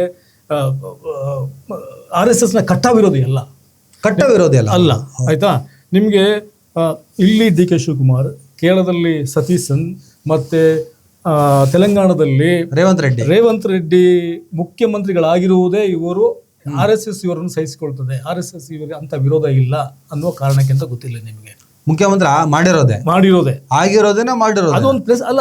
ಈಗ ಅದೇ ಒಂದು ಕಾರಣ ಮಾಡಿದ ಹೈಕಮಾಂಡ್ ರಾಹುಲ್ ಗಾಂಧಿ ಕಟ್ಟರ್ RSS ವಿರೋಧಿ. ರಾಹುಲ್ ಗಾಂಧಿ ವಿರೋಧ ಇರ್ಬೋದು, ಆದ್ರೆ ಇಲ್ಲಿ ನಿಮಗೆ ಆಡಳಿತ ನಡೆಸಲಿಕ್ಕೆ ಇವರು ಹೊಂದಿಸಿಕೊಂಡು ಹೊಂದಾಣಿಕೆ ಮಾಡಿಕೊಂಡು ಹೋಗ್ತಾರೆ RSS ನೊಟ್ಟಿಗೆ. ಬಿಜೆಪಿ ಕೇರಳಕ್ಕೆ ಏನಾಗತ್ತೆ ಇದೆ? ಸತೀಶ್ ಅನ್ನು ಈಗ ಅಲ್ಲಿ ಬಿಜೆಪಿ ಆಗಲಿ RSS ಉಸಿರಾಟನೆ ಮಾಡ್ತಾ ಇಲ್ಲ. ಸತೀಶನ್ ಕೂಡ ನಿಮಗೆ ನಮ್ಮ ಪ್ರಿಯಾಂಕ ಖರ್ಗೆ ಅವರ ಹಾಗೆ RSS ನ ಕಟ್ಟ ವಿರೋಧಿ ಅಲ್ಲ, ರೇವಂತ್ ರೆಡ್ಡಿ RSS ನ ಕಟ್ಟ ವಿರೋಧಿ ಅಲ್ಲ. ಹೈಕಮಾಂಡ್ ತೀರ್ಮಾನ ಆದ್ರೆ ನೀವು ಆಯಾ ಪ್ರಾದೇಶಿಕತೆ ಆಧಾರದಲ್ಲಿ ಆದ್ರೆ ಕೇರಳಕ್ಕೆ ಬರೋದೇ ಇಲ್ವಲ್ಲ. ಕೇರಳದಲ್ಲಿ ಅವ್ರ ಉಸಿರಾಟ ಇಲ್ಲ. ಆ ಲೆಕ್ಕದಲ್ಲಿ ನಮ್ಮಲ್ಲೂ ಕೂಡ ಇಲ್ಲಿ ಬಿಜೆಪಿ ಅಧಿಕಾರಕ್ಕೆ ಬಂದಿದ್ದು ಸಂಘದ ಆಕ್ಟಿವಿಟೀಸ್ ನೋಡಿದ್ರು ಕೂಡ ಕರ್ನಾಟಕದಲ್ಲಿ ಕಂಪೇರ್ ಟು ಸೌತ್ ಇಂಡಿಯಾದಲ್ಲಿ ಸ್ವಲ್ಪ ಬಿಜೆಪಿ ಆಗ್ಲಿ RSS ಆಗ್ಲಿ ಉಸಿರಾಡ್ತಾ ಇರೋದು ಕರ್ನಾಟಕದಲ್ಲಿ. ಅದು ಕೂಡ ಹಿಂದೆ ಬಂಗಾರಪ್ಪನವರು ಇಲ್ಲ ದೇವೇಗೌಡರು ಮಾಡಿದಂತ ಕೆಲವು ತಪ್ಪುಗಳಿಂದ ಅಂತ ನಾವು ಚರ್ಚೆಗಳಾಗ್ತದೆ. ಆ ಚರ್ಚೆಗಳ ಬಗ್ಗೆ ಈಗ ಮಾತಾಡೋದು ಬೇಡ ನಾವು. ಬಟ್ ಹೈಕಮಾಂಡ್ ಅವರ ಒತ್ತಾಸೆ ಅಂತ ನನಗೇನು ಅನ್ಸಲ್ಲಪ್ಪ. ಅಲ್ಲ, ನಿಮಗೆ ಅದು ಪ್ರಿಫರೆನ್ಸ್ ಕೊಟ್ಟದ್ದು ಅದಕ್ಕೋಸ್ಕರ ಇವರಿಗೆ. ಅದು ಒನ್ ಆಫ್ ದ ರೀಸನ್ಸ್. ನಾನು ಅದೇ ಸೋಲ್ ರೀಸನ್ ಅಂತ ಹೇಳೋದಿಲ್ಲ, ಅದೇ ಕಾರಣ ಅಂತ ಅಲ್ಲ, ಒನ್ ಆಫ್ ದ ರೀಸನ್ಸ್ ಅದು. ಆಯ್ತಾ? ಮತ್ತೆ ಇವರು 3 ಜನ ಸಾಂಪ್ರದಾಯಿಕ ರಾಜಕಾರಣಿಗಳಲ್ಲ. DK ಶಿವಕುಮಾರ್ ಸಾಂಪ್ರದಾಯಿಕ ರಾಜಕಾರಣಿ ಅಲ್ಲ, ಸತೀಶನ್ ಸಾಂಪ್ರದಾಯಿಕ ರಾಜಕಾರಣಿ. ಸಾಂಪ್ರದಾಯಿಕ ಅಂದ್ರೆ ಕಾಂಗ್ರೆಸ್ಸಿನ ಸೈದ್ಧಾಂತಿಕ. ನಿಮ್ಮ ಭಾರತೀಯ ರಾಜಕಾರಣಿಗಳಿಗೆ ಒಂದು ಟ್ರೆಡಿಷನ್ ಇದೆ, ಒಂದು ಪರಂಪರೆ ಇದೆ, ನಿಮ್ಗೆ ಗೊತ್ತಿರ್ಬೋದಲ್ಲ ಯಾವ ರೀತಿ. ಈಗ ನಾವು ಜನ್ಜಿಯ ಬಗ್ಗೆ ಮಾತಾಡುವಾಗ ಹೇಳಿದೆವು ನಾವು, ಇವರು ಸಾಂಪ್ರದಾಯಿಕ ರೀತಿಯಲ್ಲಿ ವಿರೋಧ ಮಾಡುವವರಲ್ಲ ಅಂತ. ಅವರ ವಿರೋಧ ನೋಡಿದ್ದೀರಿ ನೀವು ಅಲ್ವಾ? ಬೇರೆ ರೀತಿಯಲ್ಲಿ ಹಿಂದಿನ ವಿದ್ಯಾರ್ಥಿಗಳು ಮಾಡಿದಾಗೆ, ಹಿಂದಿನ ವಿದ್ಯಾರ್ಥಿ ಸಂಘಟನೆಗಳು ಮಾಡಿದಾಗೆ ವಿರೋಧ ಮಾಡಿದ್ದಾರೆ. ಅವ್ರು ಹೇಗಿತ್ತು ವಿರೋಧ? ಹೇಗೆ ಲೇವಡಿ ಮಾಡಿದ್ದಾರೆ ಪ್ರಧಾನಿಯನ್ನು? ಯಾರಾದ್ರೂ ಆ ರೀತಿಯಲ್ಲಿ ಹಿಂದೆ ವಿರೋಧ ಮಾಡಿದವರು, ಪ್ರತಿಭಟನೆ ಮಾಡಿದವರು ಆ ರೀತಿ ಲೇವಡಿ ಮಾಡಿದಾರ? ಆ ರೀತಿ ಇವತ್ತು ಭಾರತದ ಪ್ರಧಾನಿ ಇದಲ್ಲ. ನಿಮ್ಗೆ ಮೊನ್ನೆ ಅವರು ಒಬ್ಬ ಅಮೆರಿಕದಲ್ಲಿರುವ ಭಾರತೀಯ ಒಬ್ರು ಹೇಳ್ತಿದ್ರು, ಅವರ ಪ್ರಧಾನಿಯವರ ಸ್ವಾತಂತ್ರ್ಯೋತ್ಸವ ಭಾಷಣದ ಬಗ್ಗೆ ಹೇಳ್ತಾ ಇದ್ರು.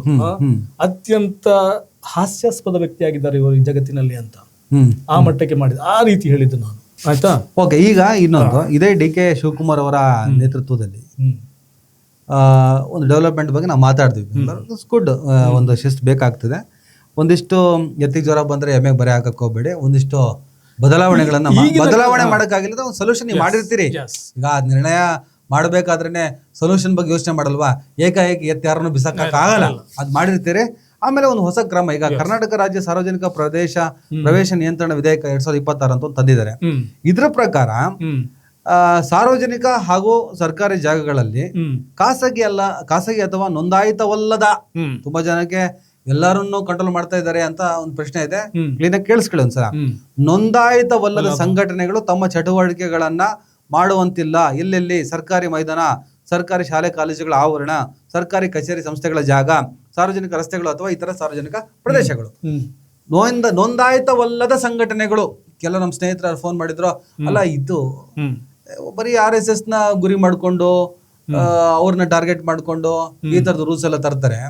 ನಾವೊಂದು ದಲಿತ ಸಂಘಟನೆ ಇದೆ, ನಮ್ದೊಂದು ಕನ್ನಡ ಸಂಘಟನೆ ಇದೆ, ನಮ್ದೊಂದು ವಿಶ್ವ ಮಾನವ ಸಂಘಟನೆ ಇದೆ. ನಾವೆಲ್ಲ ಏನ್ ಮಾಡ್ಬೇಕು? ಇವ್ರು ಯಾರೋ ಒಬ್ಬನಿಗೆ ಬುದ್ಧಿ ಕಲ್ಸಕ್ ಹೋಗ್ಬಿಟ್ಟು 10 ಜನರ ಕತ್ತು ಕುಯ್ತಿದ್ದಾರಲ್ಲ ಅನ್ನೋ ಪ್ರಶ್ನೆ ಬಂದಾಗ ನಾನು ಅವ್ರಿಗೆ ಹೇಳಿದೆ, ಇಲ್ಲ ನೀವು ಕರೆಕ್ಟ್ ಆಗಿ ಒಂದ್ಸಲ ಅದನ್ನ ಓದಿ ಅಂತ. ಅದೇನಿದೆ ಉತ್ತರ ಹೇಳಿ. ಅದು ನೋಂದಾಯಿತವಲ್ಲದ ಸಂಘಟನೆಗಳಿಗೆ ಮಾಡಿರೋದು RSS ಗುರಿ ಮಾಡಿಕೊಡೋದಂತ ನಿಮ್ಗೆ ಪತ್ರಿಕೆಗಳು ತಲೆ ಕೊಟ್ಟೆ ಬರ್ದಿದ್ದಾವೆ, ಹೆಡ್ಲೈನ್ ಹಾಕಿ. ಅವ್ರಿಗೆ ಅದೇ ಕೆಲಸ. ಆಯ್ತಾ? ಪತ್ರಿಕೆಗಳಲ್ಲಿ ಬರುವುದು ಸಾಧಾರಣ ಸತ್ಯ ಇರ್ತದೆ. ಅವ್ರೇನು ಮುಲಾಜ್ ನಿಮ್ಮ ಆ ಪತ್ರಿಕೆಗಳ ಗೋಧಿ ಮೀಡಿಯಾ ಅಲ್ಲ, ಅದು ಇಂಗ್ಲಿಷ್ ಪತ್ರಿಕೆಗಳಿದೆ. ನಿಮ್ ಗೋಧಿ ಮೀಡಿಯಾ ಹೇಳಿದಲ್ಲ, RSS ಸೇರಿದಂತೆ ಅಂದ್ರೆ ನಿಮ್ RSS ಗೆ ಗೂಟ ಇಟ್ಟೆ ಮಾಡಿರೋದು ಅಂತ. ಓಕೆ, ಯಾಕಂದ್ರೆ ನೋಂದಾಯಿತವಲ್ಲದ ಸಂಘಟನೆಗಳು ಜಾಸ್ತಿ ಇಲ್ಲ. ಯಾವ ನೀವು ಹೇಳಿದ್ರಿ, ಈಗ ನಾವು ಈಗ ಇದ್ರೂ ಕೂಡ ಅದು ದೊಡ್ಡ ಸಂಘಟನೆಗಳು ಅಲ್ಲ. ದಲಿತ ಸಂಘಟನೆಗಳು ಎಲ್ಲ ರಿಜಿಸ್ಟರ್ ಆಗಿದೆ. ಕರ್ನಾಟಕದಲ್ಲಿ ಸುಮಾರು 40,000 ರಿಜಿಸ್ಟರ್ಡ್ ಸಂಘಟನೆಗಳಿದಾವೆ. ಪ್ರತಿ ವರ್ಷ ಅವುಗಳು ಅದು ರಿನ್ಯೂ ಮಾಡಿಕೊಳ್ತಿದ್ದಾವೆ. ಪ್ರತಿ ವರ್ಷ ಅವರು ಸುಮಾರು 10,000 ರೂಪಾಯಿ ಇದಕ್ಕೆ ಕಟ್ಟಬೇಕಾಗ್ತದೆ ಸರ್ಕಾರಕ್ಕೆ ಆದಾಯ ಕೂಡ ಬರ್ತದೆ, ಅದರಿಂದ ಬರೋದಿಲ್ಲ ಅಂತ ಹೇಳಲ್ಲ. ಆಮೇಲೆ ನಿಮಗೆ ಯಾರೇ ನಿಮಗೆ ದಲಿತರಾಗ್ಲಿ ಕನ್ನಡ ಪರ ಸಂಘಟನೆಗಳ ಯಾವುದೇ ಸಂಘಟನೆ ಮಾಡಿದ್ರೆ ಮೊದಲು ಮಾಡೋ ಕೆಲಸ ಅವ್ರು ರಿಜಿಸ್ಟರ್ ಮಾಡ್ಕೊಳ್ಳಿ. ಕರೆಕ್ಟ್. ಯಾಕೆ ಗೊತ್ತಲ್ಲ ನಿಮಗೆ? ಅದರಿಂದಾಗಿ ಸರ್ಕಾರದಿಂದ ಸಿಗುವಂಥ ಸವಲತ್ತು, ಮಾತ್ರದಿಂದ ಅದಕ್ಕೆ ಅವರಿಗೆ ಸಿಗುವಂಥ ಕ್ರೆಡಿಬಿಲಿಟಿ. ರಿಜಿಸ್ಟರ್ ನಿಮಗೆ ಬ್ರಾಕೆಟ್ನಲ್ಲಿ ಅಂತ ಇದ್ದ ಕೂಡಲೇ ಅದು ಒಂದು ನಿಮಗೆ ಕ್ರೆಡಿಬಿಲಿಟಿ ಬೇರೆ. ನಿಮ್ಮ ಉದ್ದೇಶವೇ ಪಾರದರ್ಶಕವಾಗಿದ್ರೆ ನೋಂದಣಿ ಮಾಡಕ್ಕೆ ಏನು ಸಮಸ್ಯೆ? ನನ್ನ ಉದ್ದೇಶ ಪಾರದರ್ಶಕವಾಗಿದೆಯಪ್ಪ. ಹೌದು. ರಿಜಿಸ್ಟ್ರೇಷನ್ ತಾನೆ, ರಿಜಿಸ್ಟ್ರೇಷನ್ ಮಾಡ್ಕೊತೀನಿ ಬಿಡ, ಯಾವ ಒಳ್ಳೆ ಕತೆ ಆಯ್ತು. ನಿಮಗೆ ಅದಕ್ಕೆ ಈಗ RSS ಅಂತ ಸಂಘಟನೆಗೆ 10,000 ಕೊಡುವಂತ ಶಕ್ತಿ ಇಲ್ವಾ ವರ್ಷಕ್ಕೆ ಸರ್ಕಾರಕ್ಕೆ? ಮೊನ್ನೆ ಅದು 600 ಕೋಟಿ ಫಂಡ್ ಬಂತಲ್ಲ, ಯಾವ್ದಲ್ಲಿ ಏನ್ ಫಂಡ್ ಅದು ಹೇಳುದು, ಮೊನ್ನೆ ಅದ್ರ ಬಗ್ಗೆ ಚರ್ಚೆ ನಡೀತಾ ಇತ್ತು. ಸಿಕ್ಕಾಪಟ್ಟೆ ಎಲ್ಲ ಸ್ಟ್ರಕ್ಚರ್ಗಳಲ್ಲೂ ಎಲ್ಲ ಸೆಕ್ಟರ್ಗಳಲ್ಲೂ ಸಿಕ್ಕಾಪಟ್ಟೆ ಆದಾಯಗಳಿದಾವೆ ಅಂತ ಹೇಳ್ತಾರೆ. ಇದು ವರ್ಷಕ್ಕೆ 10,000 ಕಟ್ಟಕ್ ಆಗಲ್ಲ ಅಂತ ಅಲ್ಲ, ಪಾರದರ್ಶಕವಲ್ಲದ ಸಂಶಯಾಸ್ಪದವಾದಂತಹ ಚಟುವಟಿಕೆ, ಒಂದಿಷ್ಟು ಕ್ವಶನ್ಸ್ ಮಾರ್ಕ್ಗಳು ಇದ್ದಾಗ ಪದೇ ಪದೇ ಒಬ್ರು ಪ್ರಶ್ನೆ ಮಾಡ್ತಾರೆ, ಏನ್ ಬಹಳ ಏನ್ ಕೇಳ್ತಾರೆ, ಈ ಪ್ರಿಯಾಂಕ್ ಖರ್ಗೆ ಅವರೇ ತಗೊಳ್ಳಿ ಹೋಮ್ ಮಿನಿಸ್ಟ್ರು, ಹೋಮ್ ಮಿನಿಸ್ಟರ್ ಆಗೋದಕ್ಕಿಂತ ಮುಂಚಿತವಾಗಿಯೂ ಕೂಡ ಅದೇ ಪ್ರಶ್ನೆ, ರಿಜಿಸ್ಟರ್ ಮಾಡ್ಕೊಳ್ರಪ್ಪ ಅಂತ ಕೇಳ್ತಿದ್ದಾರೆ. ನೀವು ಸುಸೈಡ್ ಮಾಡ್ಕೊಳ್ರಪ್ಪ ಅಂದಂಗೆ ಆಡ್ತಾರೆ ಇವರು. ಯಾಕೆ ರಿಜಿಸ್ಟರ್ ಮಾಡ್ಕೊಳ್ಳೋದಿಲ್ಲ ಅವರು ಅಂತ ಹೇಳಿದ್ರೆ, ಸರ್ಕಾರಕ್ಕೆ ನೀವು ನಿಮ್ಮ ಆರ್ಥಿಕ ಚಟುವಟಿಕೆ ಎಲ್ಲ ಲೆಕ್ಕ ಕೊಡ್ಬೇಕು. ನಿಮ್ಮ ಆರ್ಥಿಕ ಚಟುವಟಿಕೆ, ಸಾಮಾಜಿಕ ಚಟುವಟಿಕೆ ಎಲ್ಲ ಲೆಕ್ಕ ಕೊಡ್ಬೇಕು, ಎಲ್ಲ ಲೆಕ್ಕ ಕೊಡ್ಬೇಕು. ಆಯ್ತಾ? ಅದಕ್ಕೋಸ್ಕರ ಮಾಡ್ಕೊಳ್ಳಲ್ಲ ಅಷ್ಟೇ. ಕರೆಕ್ಟ್. ಅಲ್ಲಿಗೆ ಅದೇ ಈಗ ಏನಂದ್ರೆ, ನೋಂದಾಯಿತವಲ್ಲದ ಸಂಘಟನೆಗಳು, ಕನ್ಫ್ಯೂಸ್ ಬೇಡ. ಯಾರ್ಯಾರು ರಿಜಿಸ್ಟ್ರೇಷನ್ ಮಾಡ್ಕೊಂಡಿದ್ರಿ ಅವ್ರಿಗೆ ಸಮಸ್ಯೆ ಇಲ್ಲ. ಯಾವುದೇ ದಲಿತ ಸಂಘಟನೆ ಆಗ್ಲಿ, ಯಾವುದೇ ಕನ್ನಡ ಪರ ಸಂಘಟನೆ ಆಗ್ಲಿ, ನನಗೆ ಗೊತ್ತಿರೋ ಹಾಗೆ ಮುಂಚೂಣಿಯಲ್ಲಿರುವ ಮತ್ತೆ ಅತಿ ಹೆಚ್ಚು ಚಟುವಟಿಕೆಯಲ್ಲಿರುವಂತಹ ಸಂಘಟನೆಗಳೆಲ್ಲ ರಿಜಿಸ್ಟರ್ ಆಗಿದೆ. ಹಾಗಾಗಿ ಅವ್ರಿಗೇನು ಸಮಸ್ಯೆ ಇಲ್ಲ. ನೀವು ಸರ್ಕಾರಿ ಜಾಗ ಆಗ್ಲಿ, ಸಾರ್ವಜನಿಕ ಸ್ಥಳಗಳಾಗ್ಲಿ ಪರ್ಮಿಷನ್ ತಗೊಂಡು ಅದು ನೀವು ಬಳಸಬಹುದು. ಪರ್ಮಿಷನ್ ಯಾರಿಗೆ ಸಿಗಲ್ಲ ಅಂದ್ರೆ, ರಿಜಿಸ್ಟರ್ ಅಲ್ಲದ RSS ಅಂತ ಸಂಘಟನೆಗಳು ಸಿಗಲ್ಲ. ಅದ್ರ ಬಗ್ಗೆ ಜಾಸ್ತಿ ಕನ್ಫ್ಯೂಸ್ ಬೇಡ. ಅದೇ ರೀತಿ ಒಂದ್ ಕಡೆ ಪ್ರಿಯಾಂಕ್ ಖರ್ಗೆ ಅವರು ದಿನ ಬೆಳಗ್ಗೆ RSS ಬಗ್ಗೆನೆ, ರಿಜಿಸ್ಟ್ರೇಷನ್ ಬಗ್ಗೆ ಇದನ್ನೇ ಮಾತಾಡ್ತಿರ್ತಾರೆ. ಇನ್ನೊಂದ್ ಕಡೆ CM DK ಶಿವಕುಮಾರ್ ಅವರು ಆ ವಿಚಾರ ಬಂದಾಗ ಅವರು ಅಡ್ಡಗೋಡೆ ಮೇಲೆ ದೀಪ ಇಟ್ಟಂತ, ಅಥವಾ ಬಿಡ್ರಿ ಅವ್ರದೊಂದು ಸಂಘಟನೆ, ಅವರು ಹಿಂದೆ ರಿಜಿಸ್ಟರ್ ಮಾಡ್ಕೊಂಡಿಲ್ಲ, ಮುಂದೆ ಮಾಡ್ತಾರ ಇಲ್ಲೋ ಗೊತ್ತಿಲ್ಲ, ನಮ್ಗೆ ಯಾರನ್ನು ನೋಯಿಸುವಂತ ಉದ್ದೇಶ ಇಲ್ಲ, ಹಾಗೆ ಹೀಗೆ ಅಂತಾನು ಮಾತಾಡ್ತಿರ್ತಾರೆ. ಕೆಲವರು ಹೇಳ್ತಾರೆ, ಅಷ್ಟೊತ್ತಿಗೆ ನೋಡಿದ್ರ ಪ್ರಿಯಾಂಕ್ ಖರ್ಗೆ ಸರಿ ಇಲ್ಲ, ಅದ ದಿನ ಬೆಳಿಗ್ಗೆ RSS ಅಂತಾನೆ, ಏಕವಚನ ಬೇರೆ ಇರ್ಲಿ, ರೆಸ್ಪೆಕ್ಟ್ ಇಲ್ಲ ಅವ್ರ ಸ್ಥಾನಮಾನಕ್ಕೆ, ಅದ್ ಬೇರೆ ಬೇಕಾಗಿರ್ಲಿ. DK ಶಿವಕುಮಾರ್ ಹಿಂದುತ್ವದ ಹುಲಿ, ಹಿಂದುತ್ವ ಐಕ. ನೀವು ಅವಾಗಲೇ ಹೇಳ್ದಂಗೆ DK ಶಿವಕುಮಾರ್ ಏನು ಕಟ್ಟರ್ RSS ವಿರೋಧಿ ಅಲ್ಲ ಅಂತ ಹೇಳಿದ್ರಿ. ಸೈದ್ಧಾಂತಿಕವಾಗಿ ಕೂಡ ಬಹಳ ಕಾಂಗ್ರೆಸ್ಸಿನ ಗಟ್ಟಿಯಾದ ಸಿದ್ಧಾಂತದ ದಾಸನೂ ಅಲ್ಲ. DK ಶಿವಕುಮಾರ್ಗೆ ಏನಂದ್ರೆ, ಏನೋ ಒಂದು ಕೆಲಸ ಮಾಡ್ಬಿಟ್ಟು, ನೋಡಪ್ಪ ಅದು DK ಶಿವಕುಮಾರ್ ಮಾಡಿಸಿದ್ದು ಅಂತ ಹೆಸರು ತಗೊಳ್ಬೇಕು ಅಂತ ದಾವಂತ ಇದೆ.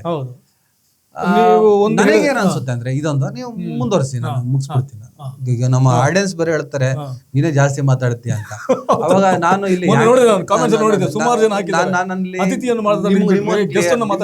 ಕ್ಲಿಯರ್ ಇರ್ಲಿ, ನಾನು ಇಲ್ಲಿ ಆಂಕರ್ ಅಲ್ಲ, ಇವ್ರ ಗೆಸ್ಟ್ ಅಲ್ಲ. ನಾವು ಪತ್ರಕರ್ತರ ನಡುವಿನ ಸಂವಾದ, ಒಂದು ವಿಚಾರದ ಬಗ್ಗೆ ನಾವು ಸಂವಾದ ನಡೆಸ್ತಾ ಇದೀವಿ. ಬೇರೆ ಬೇರೆ ಚಾನೆಲ್ಗಳಲ್ಲಿ ನೋಡ್ತಿರಲ್ಲ, ಆಂಕರ್ ಪ್ರಶ್ನೆ ಕೇಳ್ತಾನೆ, ಅವ್ರು ಉತ್ತರ ಕೊಡೋದು. ಇವ್ರು ಅತಿಥಿಯಾಗಿ ಅವತ್ತು ಕೂರಿಸೋ, ಇವ್ರು ಪತ್ರಕರ್ತರು, ನಾನು ಒಬ್ಬ ಪತ್ರಕರ್ತ, ಇಬ್ಬರು ಪತ್ರಕರ್ತರ ನಡುವಿನ ಚರ್ಚೆ ಇದು. ನಾನು ಜಾಸ್ತಿ ಮಾತಾಡಬಹುದು, ಒಂದ್ಸಲ ಅವರು ಜಾಸ್ತಿ ಮಾತಾಡಬಹುದು. ಏನಪ್ಪಾ ಇವನು ಪ್ರಶ್ನೆ ತುಂಬಾ ಕಡಿಮೆ ಕೇಳ್ದ, ಅವ್ರು ಉತ್ತರ ಜಾಸ್ತಿ ಕೊಟ್ರು, ಈ ತರದ ವಿಚಾರಗಳು. ಇತಿಹಾಸಜ್ಞ ಅಂತ ಕೂಡ ಹೇಳಿದ್ರಿ, ಅದು ಹೇಳ್ತೇನೆ. ಸುಮಾರು ಜನ ಹೇಳಿದ್ರು ನಮ್ಗೆ, ನಾನು ಇದು ಮಾಡಿದೆ, ಒಕ್ಕಲಿಗರು ಮೂಲತಃ ಒಡ್ಡರ್ ಅಂತ ಮಾಡಿದ್ರೆ, ಏನ್ರಿ ನೀವೆಲ್ಲ ಒಕ್ಕಲಿಗರು ತುಂಬಾ ಬಕೆಟ್ ಹಿಡಿದ್ಬಿಟ್ಟಿದ್ದೀರಿ ಅಂತ. ಮತ್ತೆ ಇದನ್ನು ಕೂಡ ನಾವು ಒಕ್ಕಲಿಗರಿಗೆ ಬಕೆಟ್ ಹಿಡಿತಿದ್ದ ಅಂತ ಹೇಳಿದ್ರೆ ಬೇಡ, ನಾವು ವಾಸ್ತವ ಮಾತಾಡ್ತಿದ್ದೀವಿ. ನಾವು ನೀವು ಮಾತಾಡೋದಂಗಿದ ಇದು ನಾವು ಈ ಭಾರತದ ಇತಿಹಾಸದಲ್ಲಿ, ನಾನು ಮುಂದೆ ಹೇಳಿದೆ, ಮತ್ತೆ ಹೇಳ್ತಾ ಇದ್ದೇನೆ, ಸತ್ಯವನ್ನು ಇದ್ದದನ್ನು ಇದ್ದ ಹಾಗೆ ಮಾತಾಡಬೇಕಾದಂತಹ ಕಾಲಘಟ್ಟ. ಹೌದು, ಈಗ ಪಾಯಿಂಟ್ ಬರೋಣ ವಾಪಸ್. ನನಗೇನು ಅನ್ಸುತ್ತೆ, ಒಂದ್ ಕಡೆ RSS ಇನ್ನಿತರ ವಿಚಾರ ಬಂದಾಗ DK ಶಿವಕುಮಾರ್ ಸ್ಟೇಟ್ಮೆಂಟ್, ಆ ಕಡೆ ಪ್ರಿಯಾಂಕ್ ಖರ್ಗೆ ಸ್ಟೇಟ್ಮೆಂಟ್, ಇವೆರಡು ನೋಡ್ತಾ ಇದ್ದಾಗ ತೊಟ್ಲು ತೂಗೋದು ಇವ್ರೆ, ಮಗುನ ಚಿವುಟೋದು ಇವ್ರೆ. Very smart. ನನ್ಗೆ ಅನ್ಸುತ್ತೆ, DK Shivakumar very smart politics ಮಾಡ್ತಾ ಇದಾರೆ, ವೆರಿ ಸ್ಮಾರ್ಟ್. ನನಗೆ ಬಹಳ ಖುಷಿ ಆಗ್ತಿದೆ ಆಕ್ಚುಲಿ. ಏನಂದ್ರೆ, ಕೆಲವ್ರು ಹೇಳ್ತಾರೆ, DK ಶಿವಕುಮಾರ್ ದೊಡ್ಡ ಭ್ರಷ್ಟ, ಆ ಭ್ರಷ್ಟ, ಈ ಭ್ರಷ್ಟ, ಏನೇ ನೀವು ಮಾಡಿದ್ರು ಕೂಡ, ಏನೇ ಜೈಲ್ ಕತೆ ಹೇಳಿದ್ರು ಕೂಡ, ಈಗ ಸದ್ಯಕ್ಕೆ ಅವ್ರು ಮುಖ್ಯಮಂತ್ರಿ, ಕರ್ನಾಟಕದ ಮುಖ್ಯಮಂತ್ರಿ ಆಗಿದ್ದಾರೆ. ಅವರ ಆಶಾವಾದಗಳು ತುಂಬಾ ನನಗೆ ಅಟ್ರಾಕ್ಟ್ ಅನಿಸ್ತಾ ಇದೆ. ವೆರಿ ಗುಡ್, ಚೆನ್ನಾಗಿ ಹೋಗ್ತಾ ಇದೆ ಅಂತ ಅನಿಸ್ತಾ ಇದೆ. ನಿಮಗೆ ಕೊನೆ ಪ್ರಶ್ನೆ ಡ್ಯಾನಿಯಲ್, ಕೊನೆ ಪ್ರಶ್ನೆ ಇದಕ್ಕೆ ಸಂಬಂಧಪಟ್ಟಾಗೆ, ಅಲ್ಟಿಮೇಟ್ ಆಗಿ ಒಕ್ಕಲಿಗ ನಾಯಕತ್ವವೋ ಅಥವಾ ಪರ್ಟಿಕ್ಯುಲರ್ ಆಗಿ ಒಕ್ಕಲಿಗ ನಾಯಕತ್ವದಲ್ಲಿ ಸಕ್ಸಸ್ಫುಲ್, ನಿಮ್ ಕುಮಾರಸ್ವಾಮಿ ದೇವೇಗೌಡ ಅಕ್ಕಪಕ್ಕ ಕೂರ್ಸಕ್ಕಾಗಲ್ಲ. ರಾಜಕಾರಣದ ತಂತ್ರಗಾರಿಕೆಯಲ್ಲೂ ಅಡ್ಮಿನಿಸ್ಟ್ರೇಷನ್ ಅಲ್ಲೂ ಕೂಡ ಕುಮಾರಸ್ವಾಮಿ ನಿಮಗೆ ಗ್ರಾಮ ವಾಸ್ತವ್ಯ ಇನ್ನಿತರ ಕೆಲವೆಲ್ಲ ಕೆಲಸ ಮಾಡಿದ್ದಾರೆ. ಕುಮಾರಸ್ವಾಮಿ ಕೂಡ ನೀವು ನಿರಾಕರಿಸಲಾಗಲ್ಲ, ಅವ್ರಿಗೆ ಜಾಸ್ತಿ ಅವಕಾಶ ಸಿಗದೆ ಇರ್ಬೋದು. ಕುಮಾರಸ್ವಾಮಿ ಒಂದು 5 ವರ್ಷ ಅವಕಾಶ ಸಿಕ್ಕಿದ್ರೆ ಕುಮಾರಸ್ವಾಮಿ ಕೂಡ ಬಟ್ ಅವ್ರದ್ದು style of politics, style of administration ಬೇರೆ ಬೇರೆ. ದೇವೇಗೌಡರ ಹಾದಿಯಲ್ಲಿ ನನಗೆ ಯಾಕೋ ಅನಿಸುತ್ತೆ ದೇವೇಗೌಡರ ಹಾದಿಯಲ್ಲಿ ಡಿ ಕೆ ಶಿವಕುಮಾರ್ ಹೋಗ್ತಾ ಇದಾರ ಅಂತ. ದೇವೇಗೌಡರ ಹಾದಿಯಲ್ಲಿ ನೀವು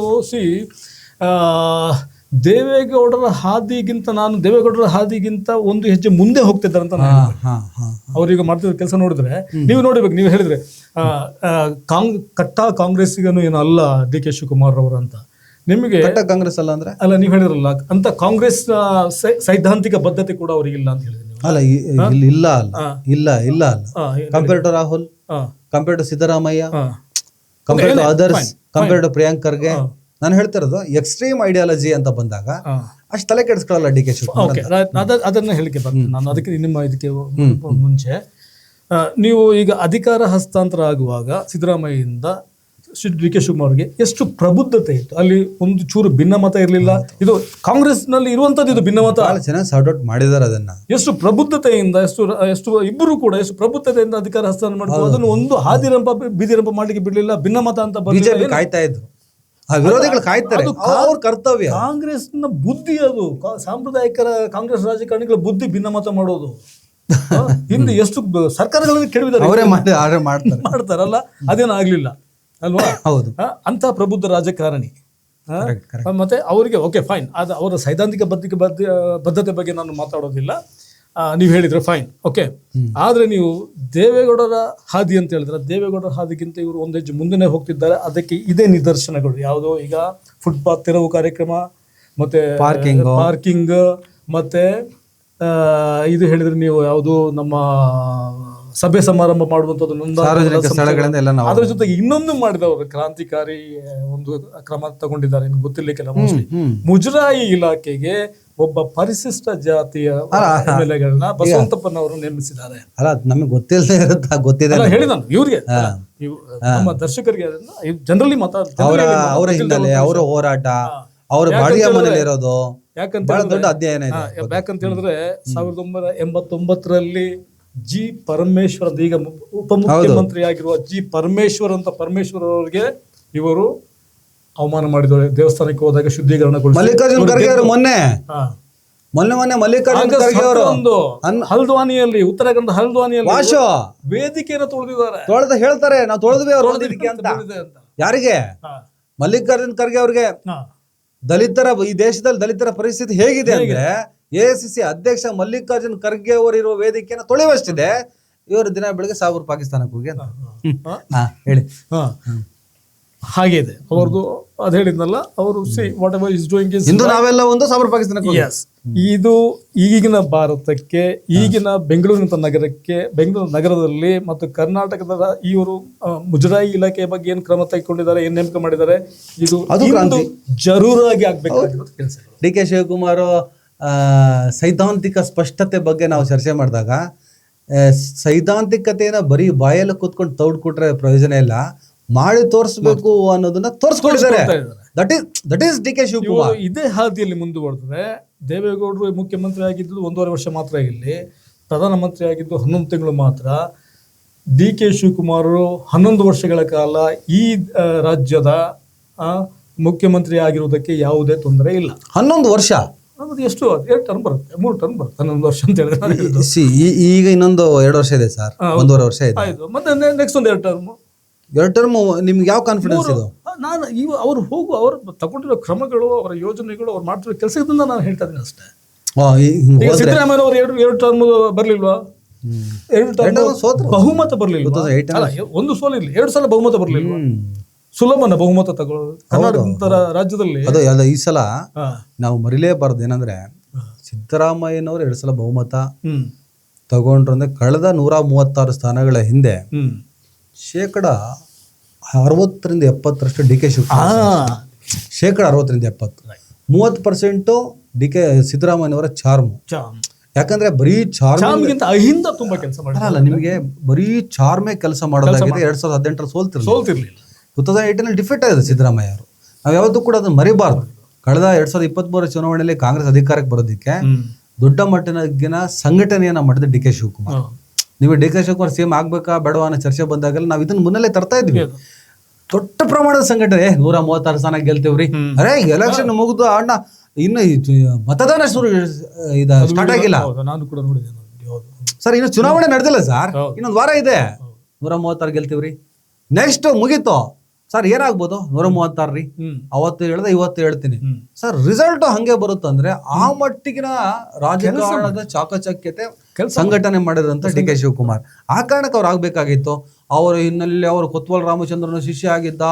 ಅಯ್ಯೋ, ನಾವು ಅವಾಗೆಲ್ಲ ಬೇರೆ ಬೇರೆ ಮಾತಾಡ್ತಾ ಹೋದ್ವಿ. ಅವರು ಕಾಂಗ್ರೆಸ್ ಪಕ್ಷಕ್ಕೆ ಸೇರಿಸಿಕೊಳ್ಳುವಾಗ ಕೊತ್ವಾಲ್ ರಾಮಚಂದ್ರ ನೆನಪಾಗಿಲ್ವಾ? ಆಮೇಲೆ ಕಾಂಗ್ರೆಸ್ ಪಕ್ಷದಲ್ಲಿ ಯೂತ್ ಕಾಂಗ್ರೆಸ್ ಅಧ್ಯಕ್ಷ ಆದಾಗ ಕೊತ್ವಾಲ್ ರಾಮಚಂದ್ರ ನೆನಪಾಗಿಲ್ವಾ? ಕಾಂಗ್ರೆಸ್ ಪಕ್ಷವನ್ನ ಕಟ್ಟೋದಕ್ಕೋಸ್ಕರ ಸಂಘಟನೆ ಮಾಡಿದಾಗ ಕೊತ್ವಾಲ್ ನೆನಪಾಗಿಲ್ವಾ? ಆಮೇಲೆ ಮುಖ್ಯಮಂತ್ರಿ ಸ್ಥಾನ ಕೊಡಬೇಕಾದ್ರೆ ಕೊತ್ವಾಲ ನೆನಪಾಗ್ತಾನ? ಇದೆಲ್ಲದನ್ನು ಮೀರಿ ನಿಂತು ಜೈಲು ಇನ್ನಿತರ ವಿಚಾರಗಳು. ಈಗ ಭ್ರಷ್ಟಾಚಾರದ ವಿಚಾರ ಚರ್ಚೆ ಬಂದ್ರೆ ಡಿ ಕೆ ಶಿವಕುಮಾರ್ ಭ್ರಷ್ಟ ಹೌದಾ ಅಲ್ವಾ? ಅವರೇ ಮೊನ್ನೆ ಹೇಳಿದಾರಲ್ಲ, ನಾಗೇಂದ್ರ ಇವಾಗ ಮಂತ್ರಿ ಆದಾಗ ಇವ್ರೇನ್ರಿ ಬೈಲ್ ಮೇಲೆ ಮಂತ್ರಿ ಅಂತ. ನಾನು ಬೈಲ್ ಮೇಲೆ ನಾನು ಮುಖ್ಯಮಂತ್ರಿ ಮುಖ್ಯಮಂತ್ರಿ ಆಪೋಸಿಟ್ ಅವ್ರ ಕತೆ ಏನು? ಯಡಿಯೂರಪ್ಪನವರು ಭ್ರಷ್ಟಾಚಾರನೇ ಮಾಡಿಲ್ಲ ಅಂತ ಹೇಳುವಂತ ನೈತಿಕತೆ ಅಶೋಕ್ ಇಟ್ಕೊಂಡಾರ? ಯಾಕಂದ್ರೆ ಅಶೋಕ ಇಟ್ಕೊಂಡಿಲ್ಲ ಅದನ್ನ. ನೋಡಿ, ಅವೆಲ್ಲ ರಾಜಕಾರಣದಲ್ಲಿ ಯಾವುದೇ ಕಾರಣಕ್ಕೆ ಭ್ರಷ್ಟಾಚಾರನ ಒಪ್ಕೊಳ್ಳೇಬಾರ್ದು. ಭ್ರಷ್ಟಾಚಾರ ಮಾಡುವಂತವ್ರನ್ನ ನಾವು ಪರವಾಗಿಲ್ಲ ಅಂತ ಸೈಡಲ್ಲಿ ಇಡ್ಲೂಬಾರ್ದು. ಬಟ್ ನಾವು ಇದು ಅದನ್ನ ಮಾತಾಡ್ತಾ ಇಲ್ಲ. ಭ್ರಷ್ಟಾಚಾರ ಅಂತ ಟಾಪಿಕ್ ಮಾತಾಡಿದಾಗ ಡಿ ಕೆ ಆಗ್ಲಿ ಯಡಿಯೂರಪ್ಪ ಬಂದಾಗ್ಲ ನಮ್ಮ ಟೋನ್ಗಳು ಬದಲಾಗ್ತವೆ, ವಿಚಾರಗಳು ಬದಲಾಗ್ತವೆ. ಅದು ಇನ್ನೊಂದ್ಸಲ ಮಾತಾಡೋಣ. What is the administration?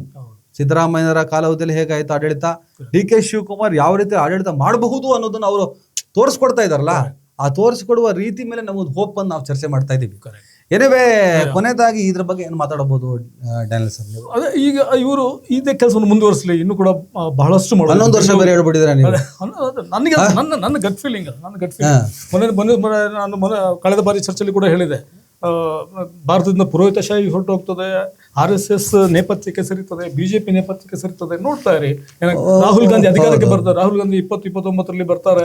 ಅದಕ್ಕೆ ಅಂತ ಅಡ್ವರ್ಸ್ ಏನು ನಮಗೆ ಕಾಮೆಂಟ್ ಬಂದಿಲ್ಲ ಅಲ್ಲ, ಅಡ್ವರ್ಸ್ ಕಾಮೆಂಟ್ ಒಂದಿಷ್ಟು. ಆಮೇಲೆ ಅದು ಗುಡ್ ಲಾ ಅಂಡ್ ಆರ್ಡರ್ ವಿಚಾರದಲ್ಲಿ ಅಷ್ಟೇ ಡಿ ಕೆ ಶಿವಕುಮಾರ್ ಅವರ ಗತ್ತು ನೋಡಿದಾಗ, ಅವರ ಕೆಪಾಸಿಟಿನ ನೋಡಿದಾಗ ಲಾ ಅಂಡ್ ಆರ್ಡರ್ ಒಂದಿಷ್ಟು ಕಡಿವಾಣ ಹಾಕ್ಬೇಕು. ಯಾಕಂದ್ರೆ ಒಂದಿಷ್ಟು ಜನ ಧರ್ಮ ಕರ್ಮದ ಹೆಸರಿನಲ್ಲಿ ಕೋಮು ಸಾಮರಸ್ಯನ ಹಾಳು ಮಾಡುವಂತಹ ಕಿಡಿಗೇಡಿಗಳು, ನಸುಗುನ್ನಿಗಳು, ಸಮಾಜಘಾತಕರು ಒಂದಿಷ್ಟು ಆಕ್ಟಿವ್ ಆಗಿದ್ದಾರೆ. May be D K Shivakumar ಅವರು ಕೆಲವರು ಪಕ್ಷದ್ರೋಹ ಮಾಡಿದ ಕೆಲವು ವ್ಯಕ್ತಿಗಳನ್ನ ಕಡಿವಾಣ ಹಾಕಿದ್ದು, ಅದು ಈಗ ಬೇಡ, ಇನ್ನೊಂದ್ಸಲ ಚರ್ಚೆ ಮಾಡೋಣ. ಕಡಿವಾಣ ಹಾಕಿರೋ ರೀತಿ, ಆಮೇಲೆ ಸೈದ್ಧಾಂತಿಕ ವಿಚಾರದಲ್ಲಿ ಜಾಸ್ತಿ ಆಳವಾಗಿ ಹೋಗದೆ ಮುಜರಾಯಿ ಇಲಾಖೆಗೆ ಒಬ್ಬರು ತಂದು ಕೂರಿಸಿದಂತ ರೀತಿ, ಆ ಕಡೆ ಪ್ರಿಯಾಂಕರ್ಗೆ ಉದ್ದಕ್ಕೂ RSS ಅಂತ ಸಂಘಟನೆಗಳ ಬಗ್ಗೆ ಮಾತಾಡಕ್ ಬಿಟ್ಟು ತನ್ನ ಹತ್ರ ಬಂದಾಗ ತೂಗಿ ಹೋಗುವಂತಹ ಒಂದು ಚಾಣಕ್ಯ ರೀತಿ, ಇವೆಲ್ಲ ನೋಡ್ತಾ ಇದ್ದಾಗ ಕೆಲವು ಕೋಮುವಾದಿ ಕೋಮು ಕ್ರಿಮಿಗಳನ್ನ ಇವ್ರದೇ ಆದ ಸ್ಟೈಲಲ್ಲಿ ಮಟ್ಟ ಹಾಕಬಹುದು ಅನ್ನುವಂಥ ನಿರೀಕ್ಷೆ ಖಂಡಿತವಾಗ್ಲೂ ಇದೆ.